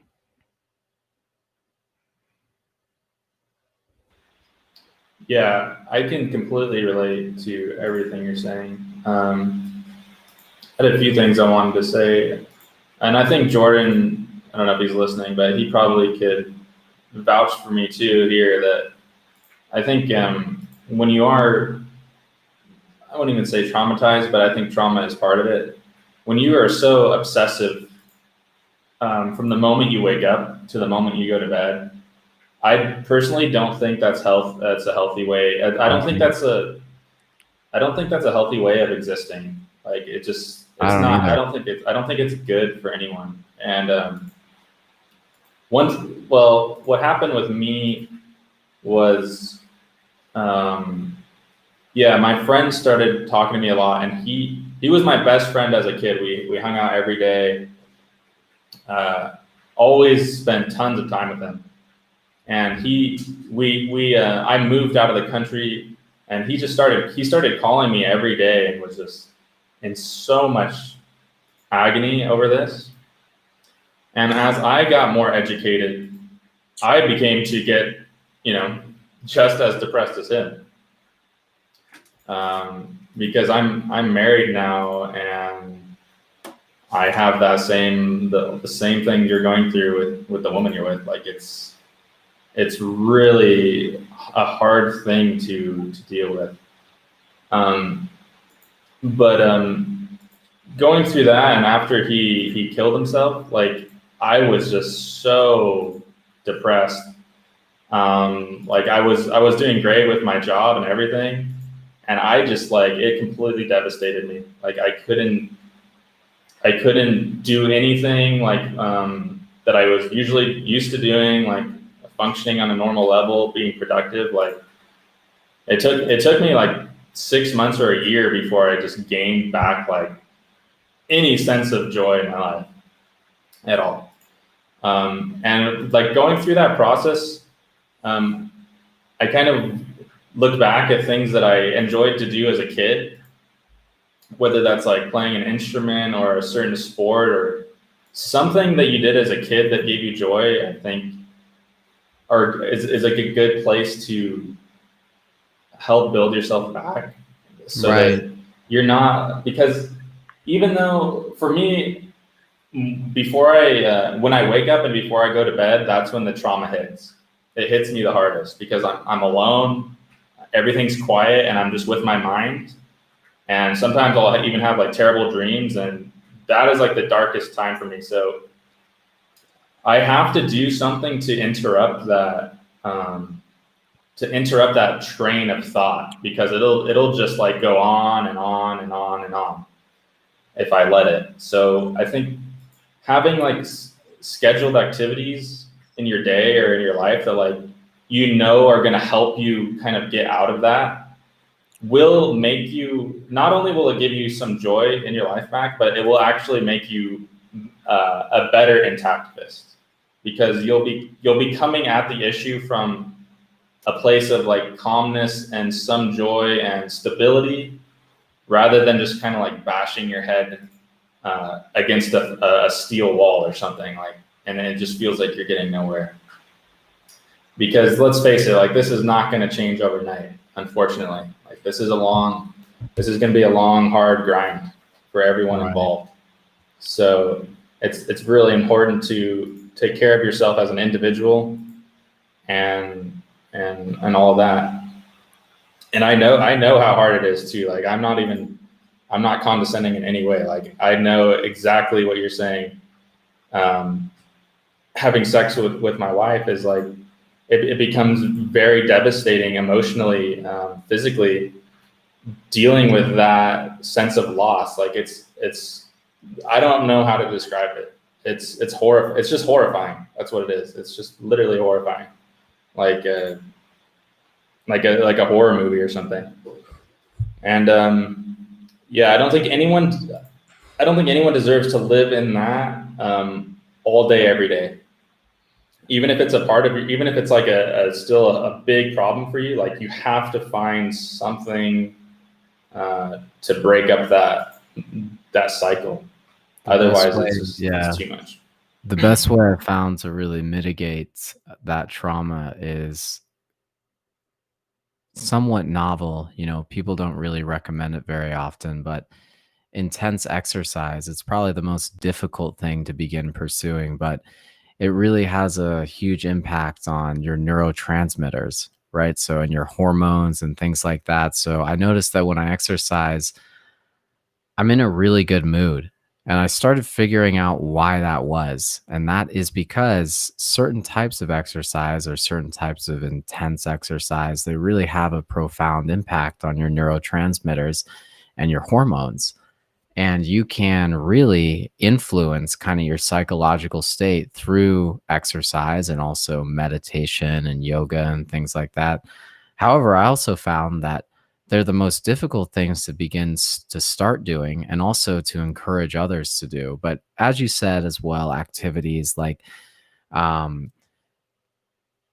just trying to get your mind off of it is important, but there's also a very potent way to change your neuroanatomy, which is through exercise. And many people aren't really aware of this yet, that you can really improve your cognitive and emotional state through exercise routines, specifically high intensity interval training exercise. And it almost gives you like a high like experience. And so that is a strategy that I found that maybe other people would be interested in pursuing to mitigate a lot of the trauma that we feel and get yourself out of that loop, get yourself out of that psychological loop um, where you're in a traumatic state. Um, so that's something that I regularly do personally, but still at the same time, this week has been particularly heavy on me, and it it didn't seem to help influence it or help me keep me positive enough where I didn't kind of drop. Like I feel like I'm in this somewhat of a atypical drop in my regular mood, and I used to be, before this trauma, a totally different person. And that's what I think a lot of people aren't aware of either. Some people might not get impacted as much, but for me, I went from being this, I had a level of innocence in my life, and that was completely robbed from me. And I can't believe how much it impacted me, to be honest with you. This epiphany, I mean, it impacted me my whole life, but the epiphany, it totally changed my personality and made me kind of it caused like a post-traumatic stress disorder in me that really has not dissipated to this day. And there's times where it's more in the background, but in the immediate moment right now and in the past couple of days, it's been something else for sure. But I honestly, I don't know how much more I have to share. I feel like I normally don't like just having depressing conversations, right? And that's what I feel like I'm bringing to the table right now, is not really anything that's positive or uplifting. And sometimes, it's important to share kind of the more emotional things. But in this specific instance, I just feel like I'm being the Debbie Downer here a little bit. So I'm probably going to sign off because I don't have the mindset to kind of shift this into a more positive conversation at the moment. But no, I think I really appreciate you coming on. I think Jordan and I had a talk, like this show is supposed to be built so anyone can come on and express themselves. And I think you're very open with, you've kind of developed a way to deal with this that is very open and vulnerable, which I think is very good and powerful, because, a lot of people think that this doesn't have problems, but like just the amount of stress and just emotional damage that this can cause, it can lead people to suicide. And how, like, it is depressing, but at the same time, the more we can be vulnerable about it and other people can see that and be aware, I think that's a good thing. And yeah, like I said, it's good to talk. This is part of the therapy, is being open helping to break up those thoughts and being able to be honest. Because if you just hold it in, holding it in is the worst thing you can do. Like you have to have outlets. You have to have people who understand you. You have to have some toolkit to like go to cope with it. Otherwise, you know, suicide is a real risk. It is a real thing. Like a lot of people get destroyed by this. And to deny that is to deny their, you know, experience and to deny the reality of their emotions. And I don't think that's right. So this is a big part of it, you know. This is a big part of intactivism. So. All right, man. Hey, well, I think I'm signing off. Good talking with you, and looking forward maybe to another conversation in the future. Yep. Have a good night, man. Later. Thanks for coming on. Yeah. Okay.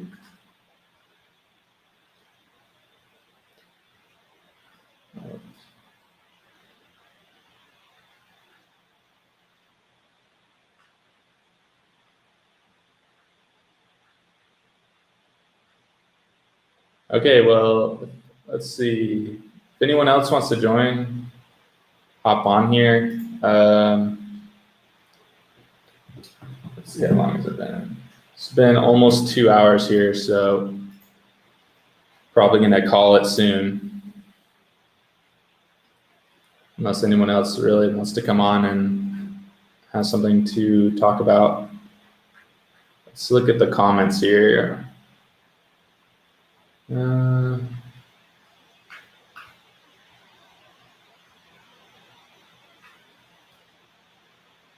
Yeah, well, I'll give you guys a few more minutes if anyone wants to come on. If not, probably just close it out.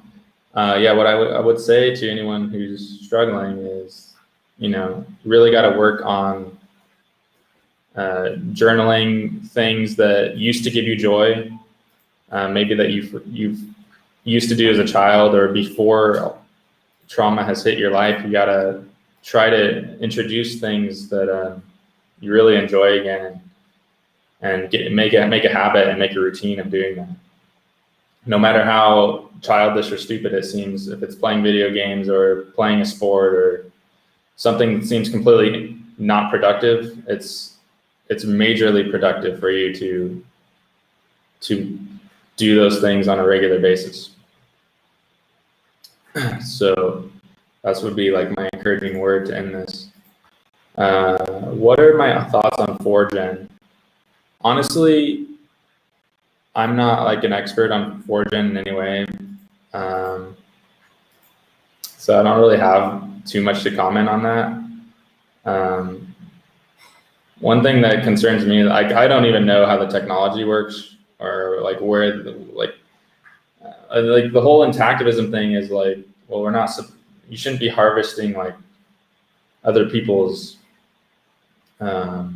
foreskin or anything like that. So that's like a concern of me. Is like, what if they need to like take some sort of body part or cell from another person to make it work? I don't know. I think it'd be great if that was an option. But I think restoring is basically the only real option that you have right now. So that's what I would say is I wouldn't really put too much. Yeah, I don't know. I'm not educated on it, so I don't really have much to like input on that. But I would just say I wouldn't hold my breath for it. That's my opinion on it. That's for sure. I definitely would not hold my breath. I would do everything you can in your power to make your life better without another person involved or another entity involved. They have no money and are basically dead in the water, but tissue regeneration in general, the prospects are actually very good. Regeneration is already being done on certain organs. Yeah. Yeah.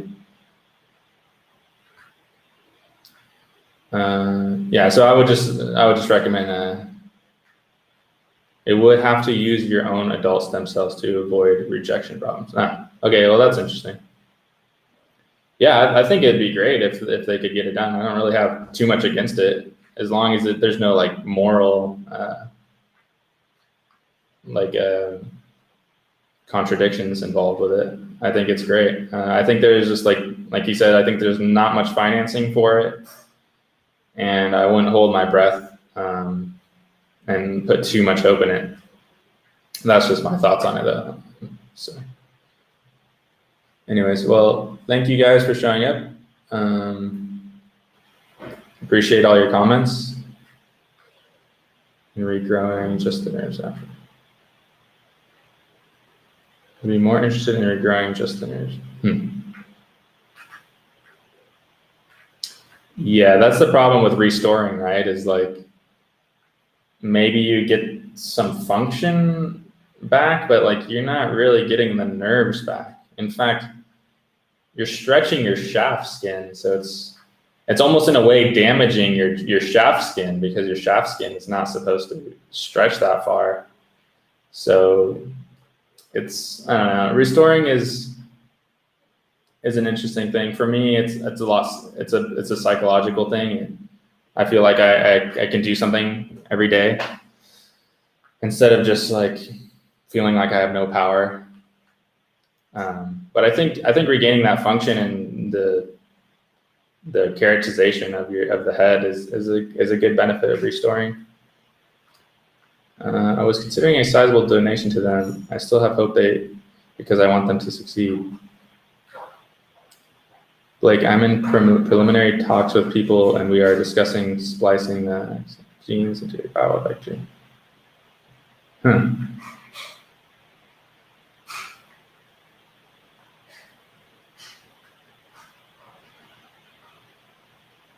Yeah, I'm not much of an expert on 4th gen. I'm not the best person to talk about 4th gen. The reason the foreskin is fused at birth is just so that the foreskin grows naturally through puberty.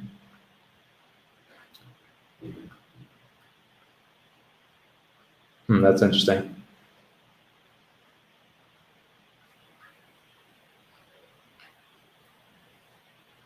I mean, yeah, maybe you're not damaging the skin, but it's like your shaft skin's not meant to stretch that far. That's all I'm saying. Like, it's not natural. And you can damage your skin if you stretch too hard or too fast. You can tear your skin. So you always want to take restoration slow, very slow. It's like exercising. Like you don't want to push yourself to the point of injury.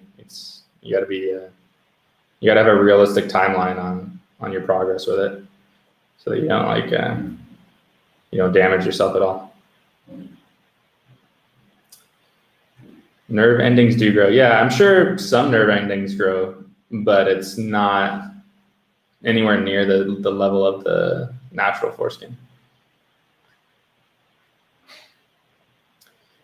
Yeah, probably is similar to working out, which is why you need to be careful. Like you're tearing, you're micro tearing a little bit, so you are damaging. That, I mean, that's how like the basic premise of growing muscle. Like you are damaging your muscle. Like you're tearing your muscle, and then your body reacts by regrowing more. So that's just kind of like basic the way the body works. And yep, that's why you don't want to exercise too hard, because you can injure yourself. It's better to take like a slow and steady approach. A turtle, I just figured out my own perfect restoring device during the stream. Oh, that's cool. Maybe you could share that. I thought because of mitosis, the stretching creates actual new skin instead of growing out what you have, but it's skin that doesn't have new nerve endings necessarily.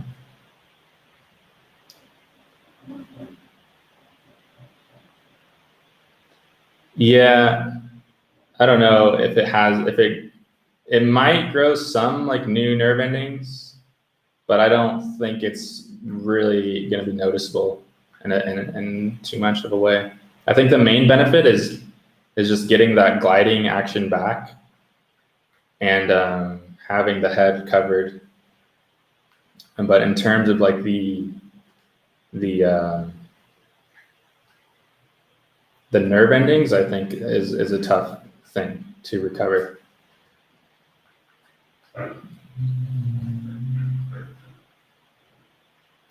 Yeah, I have talked to it with my parents. Well, I haven't really talked with it to my dad that much. I can't really bring myself to talk to him about it, but I've talked to with my mom a lot about it. And at first it went terribly. Like, she just told me I was ungrateful and all this stuff and blah, blah, blah. But I mean, eventually she's more understanding and has apologized for it and all that. But I think it's hard for her to really understand. I think guilt is a big thing. Like if you're extremely guilty for doing that, it's really hard to fully comprehend the topic. I think it's important, if you are going to talk to your parents, to try to come at it from a place that's not emotional, because too much anger will just cause them to like think you're overreacting or something. I don't know. That's how it was with me, at least. Like, well, you've never mentioned this before for the first 20 years of your life. Why are you mentioning it now? And then like with such like intense anger, it can be hard for them to understand. So I think if you can, the more calm you can be and like articulate and just like trying to educate them, like the basic education, might help your case of getting some sympathy, rather than turning it into a big like just like shit show where you're just fighting and just anger and all that. It's not really that helpful. So that's kind of my thoughts on that. Let's see, it doesn't actually recreate the fine. I've gone from 0 skin mobility when erect to a 6 in 2 years. That's crazy. Maybe I'm not very good at restoring, but I'm trying. Like I put weights and I try to do it as many hours a day as I can handle. But I did have like a long period of time where I was not doing it. So I need to get back to like doing it every single day.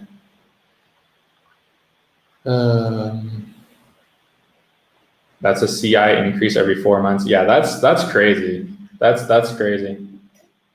I hope that I could make progress that fast, but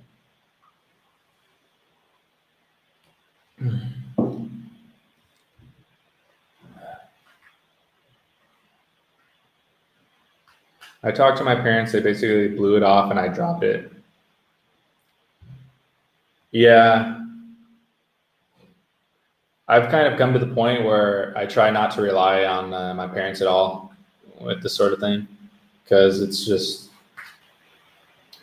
I don't know. I think it's up to the individual how they feel, but I think just having some other source of therapy is beneficial, because it's such an intimate topic and they are like the ones who kind of are responsible for it, that like the guilt of like doing that is really hard to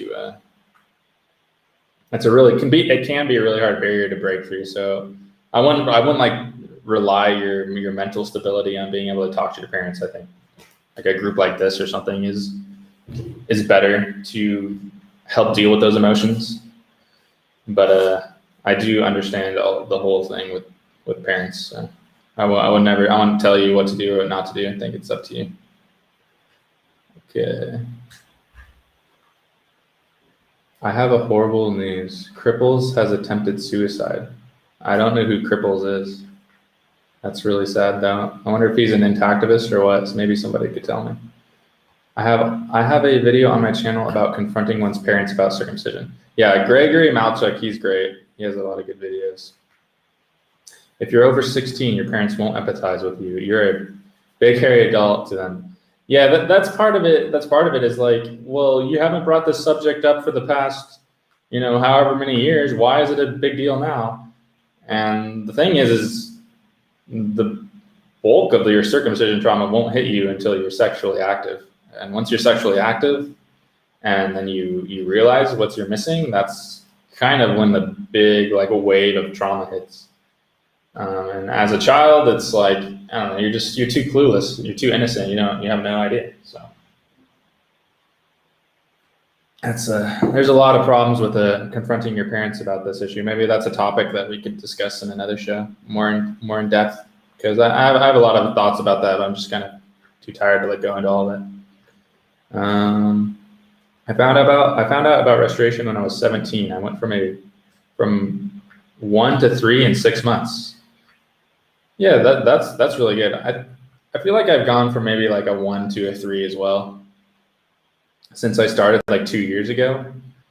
But I had like at least a 6-month period where I didn't do it at all. So that probably didn't help me. I think you can lose progress, like if you do it consistently and then you completely stop. It's almost like working out. Like you can lose like some progress with it. That's how I feel. I don't know if that's true, but that's how kind of how I felt when I stopped doing it for a while. Oh, then I stopped for 5 years. Yeah, like I wonder if you lost some of that progress during that time. He made a post on Reddit saying he was going to overdose on pills. Sounds like he's crying out for help. I don't know if that's a serious suicide. From my experience, people who commit suicide, they don't really talk about it. They just do it. So I mean, maybe he's crying out for help. So if you know him or something, people need to reach out to him. Okay. Yes. So I believe it will create new skin rather than just stretch what you have out. But as we said, it's just skin there, nothing anatomical nerves. Right. That's kind of like what I think about it.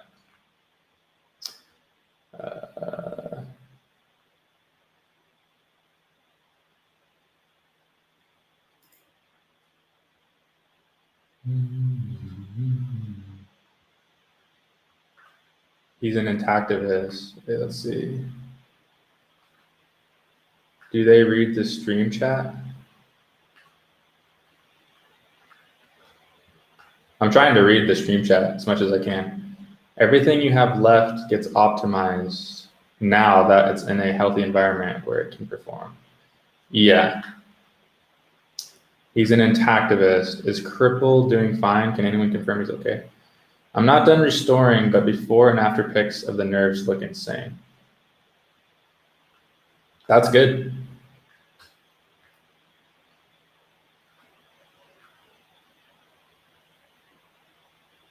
Yeah, boys stop being cute to parents before they know the difference. Circumcrippled TV. The lack of negative social consequences for parents at large is a serious problem. Intactivists should be agnostic towards their own parents, but we should be creating a credible threat to parents at large by protesting outside schools. I kind of agree. Like, I think parents is where this all starts and ends. Like, we can talk about government intervention all day and all night, but the truth is, like, we need to get all the parents in the world to just say no, and then it would end right in one generation. It could end. So it's all within our own power to stop this. We really don't need the government to stop this. We just need to stop doing it. Because we have control over our own children, what happens to our own children. Let's see. Oh, that's what happened to me. The skin de-stretched and I went back to 2. Yeah, that's what I was saying. It's like working out. Like, you can gain like some muscle, and then if you stop, like, you lose it. So it's like really, it's better to be like consistent than try to like do it all in one, like do it all really fast. That's my opinion on it.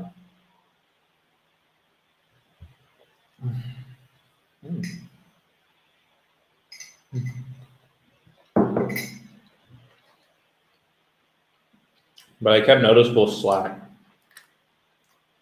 Yeah, that's how I feel too. It'll take me like 10 years if I keep doing it.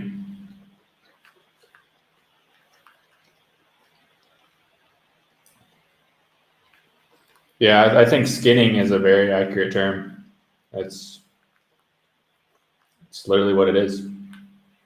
Like if you've ever seen an animal that's been, like they skin an animal after you kill it, it's basically what it is. You're skinning your genitals.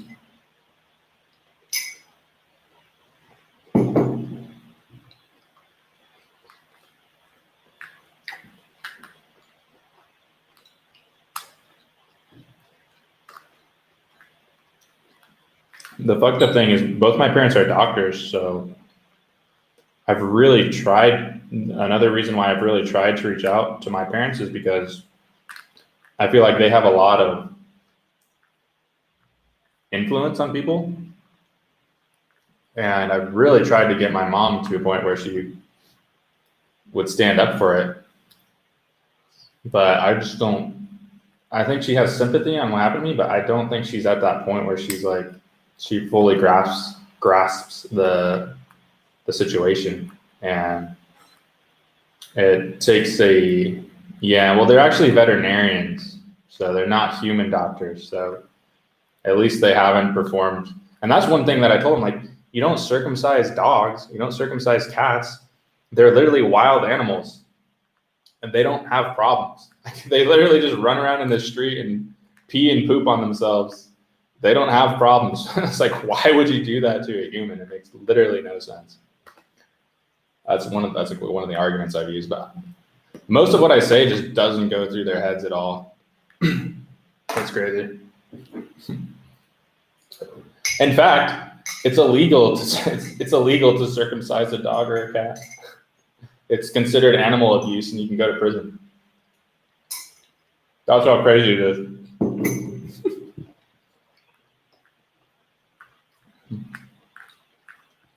Pretty mind blowing.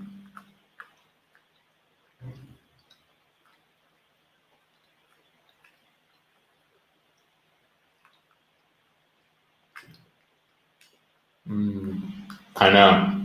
That's some soup. Some soup my wife made for me.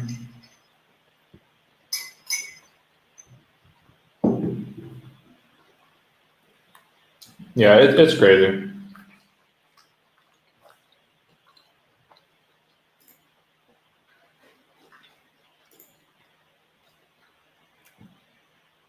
So yeah, I think the whole parents thing is like, I don't know. It depends on like how much of your own mental stability are you sacrificing trying to reach out to them. And at some point you kind of got to separate yourself from your parents so that they don't have like the power to like cripple you emotionally if they don't like understand, because a lot of them won't understand. And you're kind of like putting yourself in a vulnerable situation where they kind of have control over you. I think it's important to have other outlets to help you. And then when you do talk to your parents, you can kind of come from it from a more stable place where you're not like needing them to have sympathy on you, if that makes sense. I mean, dogs and cats get neutered, so I don't know if it's the best. Yeah, they get neutered, but that's different.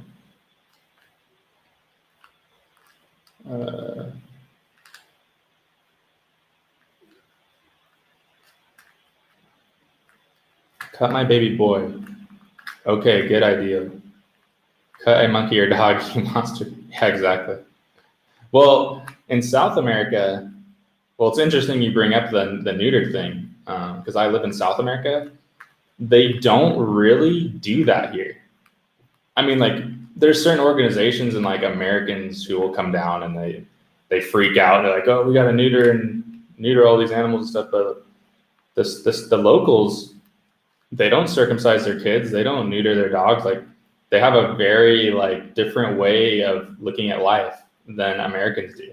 And they kind of just, okay, maybe they might have a bunch of puppies running around and they might die, or they might get hit by a car or something, or maybe they don't get fed very well. But like to them, it's just like, well, that's life. That's nature. It's natural. And I much prefer that mentality than the American mentality. So the neutering thing is not a worldwide thing. That's kind of different in different parts of the world. And in general, South Americans are much happier than the United States, even though they don't have a lot of money. Okay, let's see. Show them.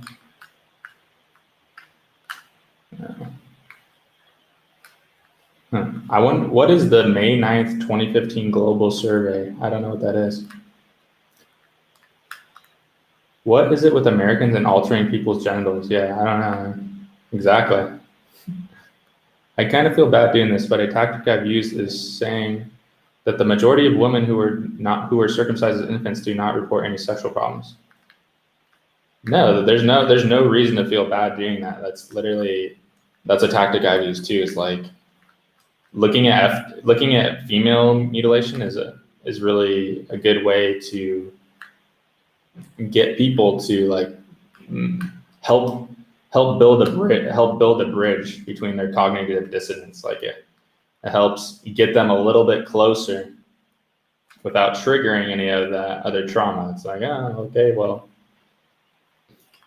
female mutilation is completely wrong, but circumcision's not. So it's like if you can get them to focus, like get them away from circumcision or male genital mutilation and get them focused on FGM for a while, and it's all the same. It's all the exact same principles apply. So it's like, well, if you're on board with that, you should be on board with this. So it can help bridge that gap.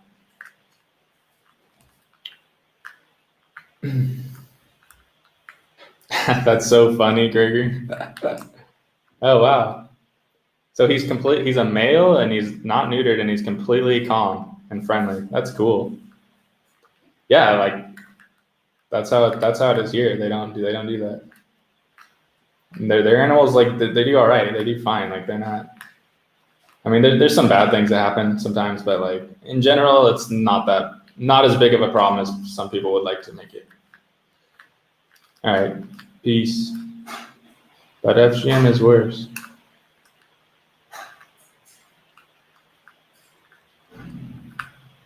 That is true. At some point, you have to go through the MGM. I was just saying, like, if they can't get a grasp on that, like, maybe just focus on FGM for a little bit, because I mean, everyone's not necessarily educated on that issue either. So it's good to like I learned a lot about FGM since I got into this, because I spent a lot of time going into that. Let's see.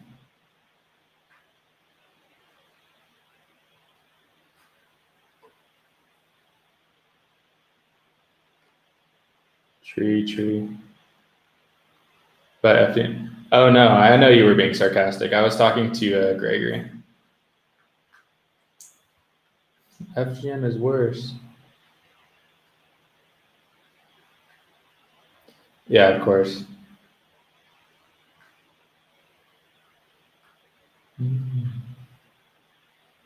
Right. What I was just saying is, if you can agree that FGM is bad, then it shouldn't be that big of a gap that circumcision is also bad. But what I'm saying is, most people are not educated at all, and they just they're programmed by whatever society tells them. So they might say, oh yeah, FGM is horrible, but they don't really know anything about FGM. Like they don't actually know anything about it. They've just been told. And it's the same with circumcision. Oh, circumcision is great, but they don't know anything about it. So what I'm saying is, there's no cognitive dissonance with the FGM.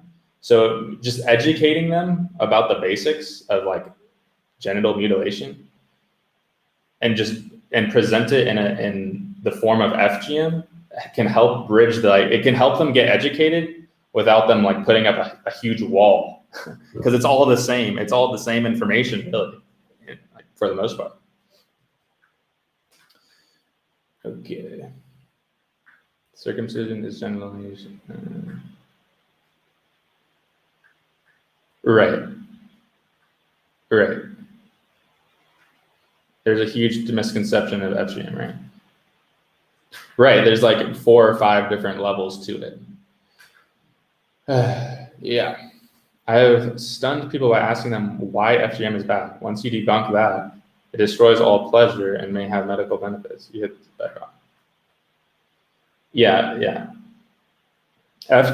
FGM encompasses all the same exact things that the MGM does.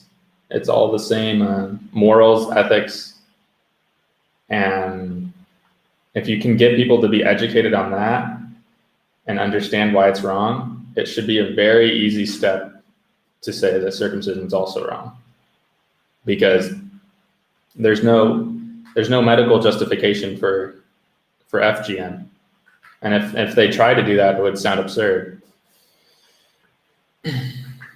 So.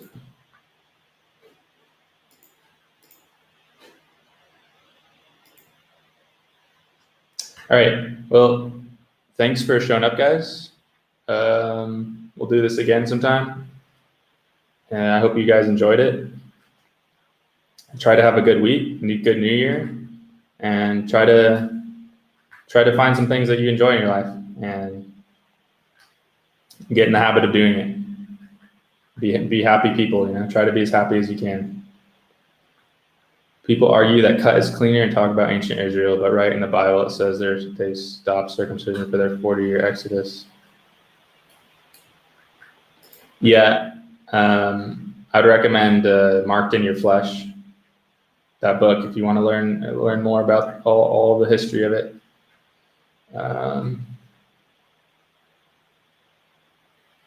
Yeah, the whole thing with Christians defending circumcision is completely crazy.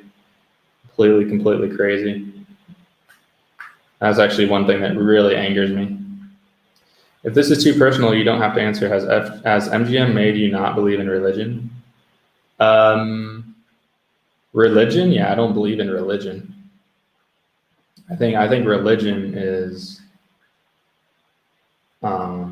it's not the truth. Religion is a man-made thing that is used to control people. But that doesn't mean I don't believe in God. I still believe in God. I don't believe in a lot of I don't know. That's kind of another topic. But yeah, religion and believing in God and believing in religion is 2 completely different things. All interested parties, please comment on my channel to keep in touch. I can't find you. Yeah, that's a big problem, Gregory, is sometimes you'll get someone in here that's really cool and you want to keep talking to you, but then you don't get their contact information. So yeah, you can join our Facebook group, Intact Community, or join Jordan Arel's YouTube channel, or Gregory Malchuk's YouTube channel, and just comment, and we can get your information on like Discord or Facebook or something. And if you want to come back,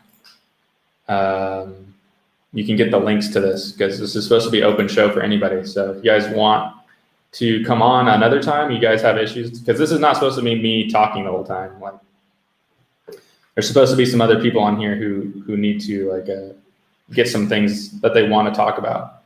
So if you like the show and you have things that you would want to talk about, you can try to find us on one of those groups, and you can get in on the next show. So yes, Gregory Malchuk's YouTube, Jordan Arel's YouTube, Intact Community Facebook group. Go for those. You can start with those and just comment on the YouTube videos, and or Facebook group. Thanks, Blake. Thanks for coming. Really appreciate all your guys' comments. It makes this stream a lot more enjoyable when people are commenting instead of just me rambling on. All right, well, thank you guys. Have a good night, and we'll see you next time.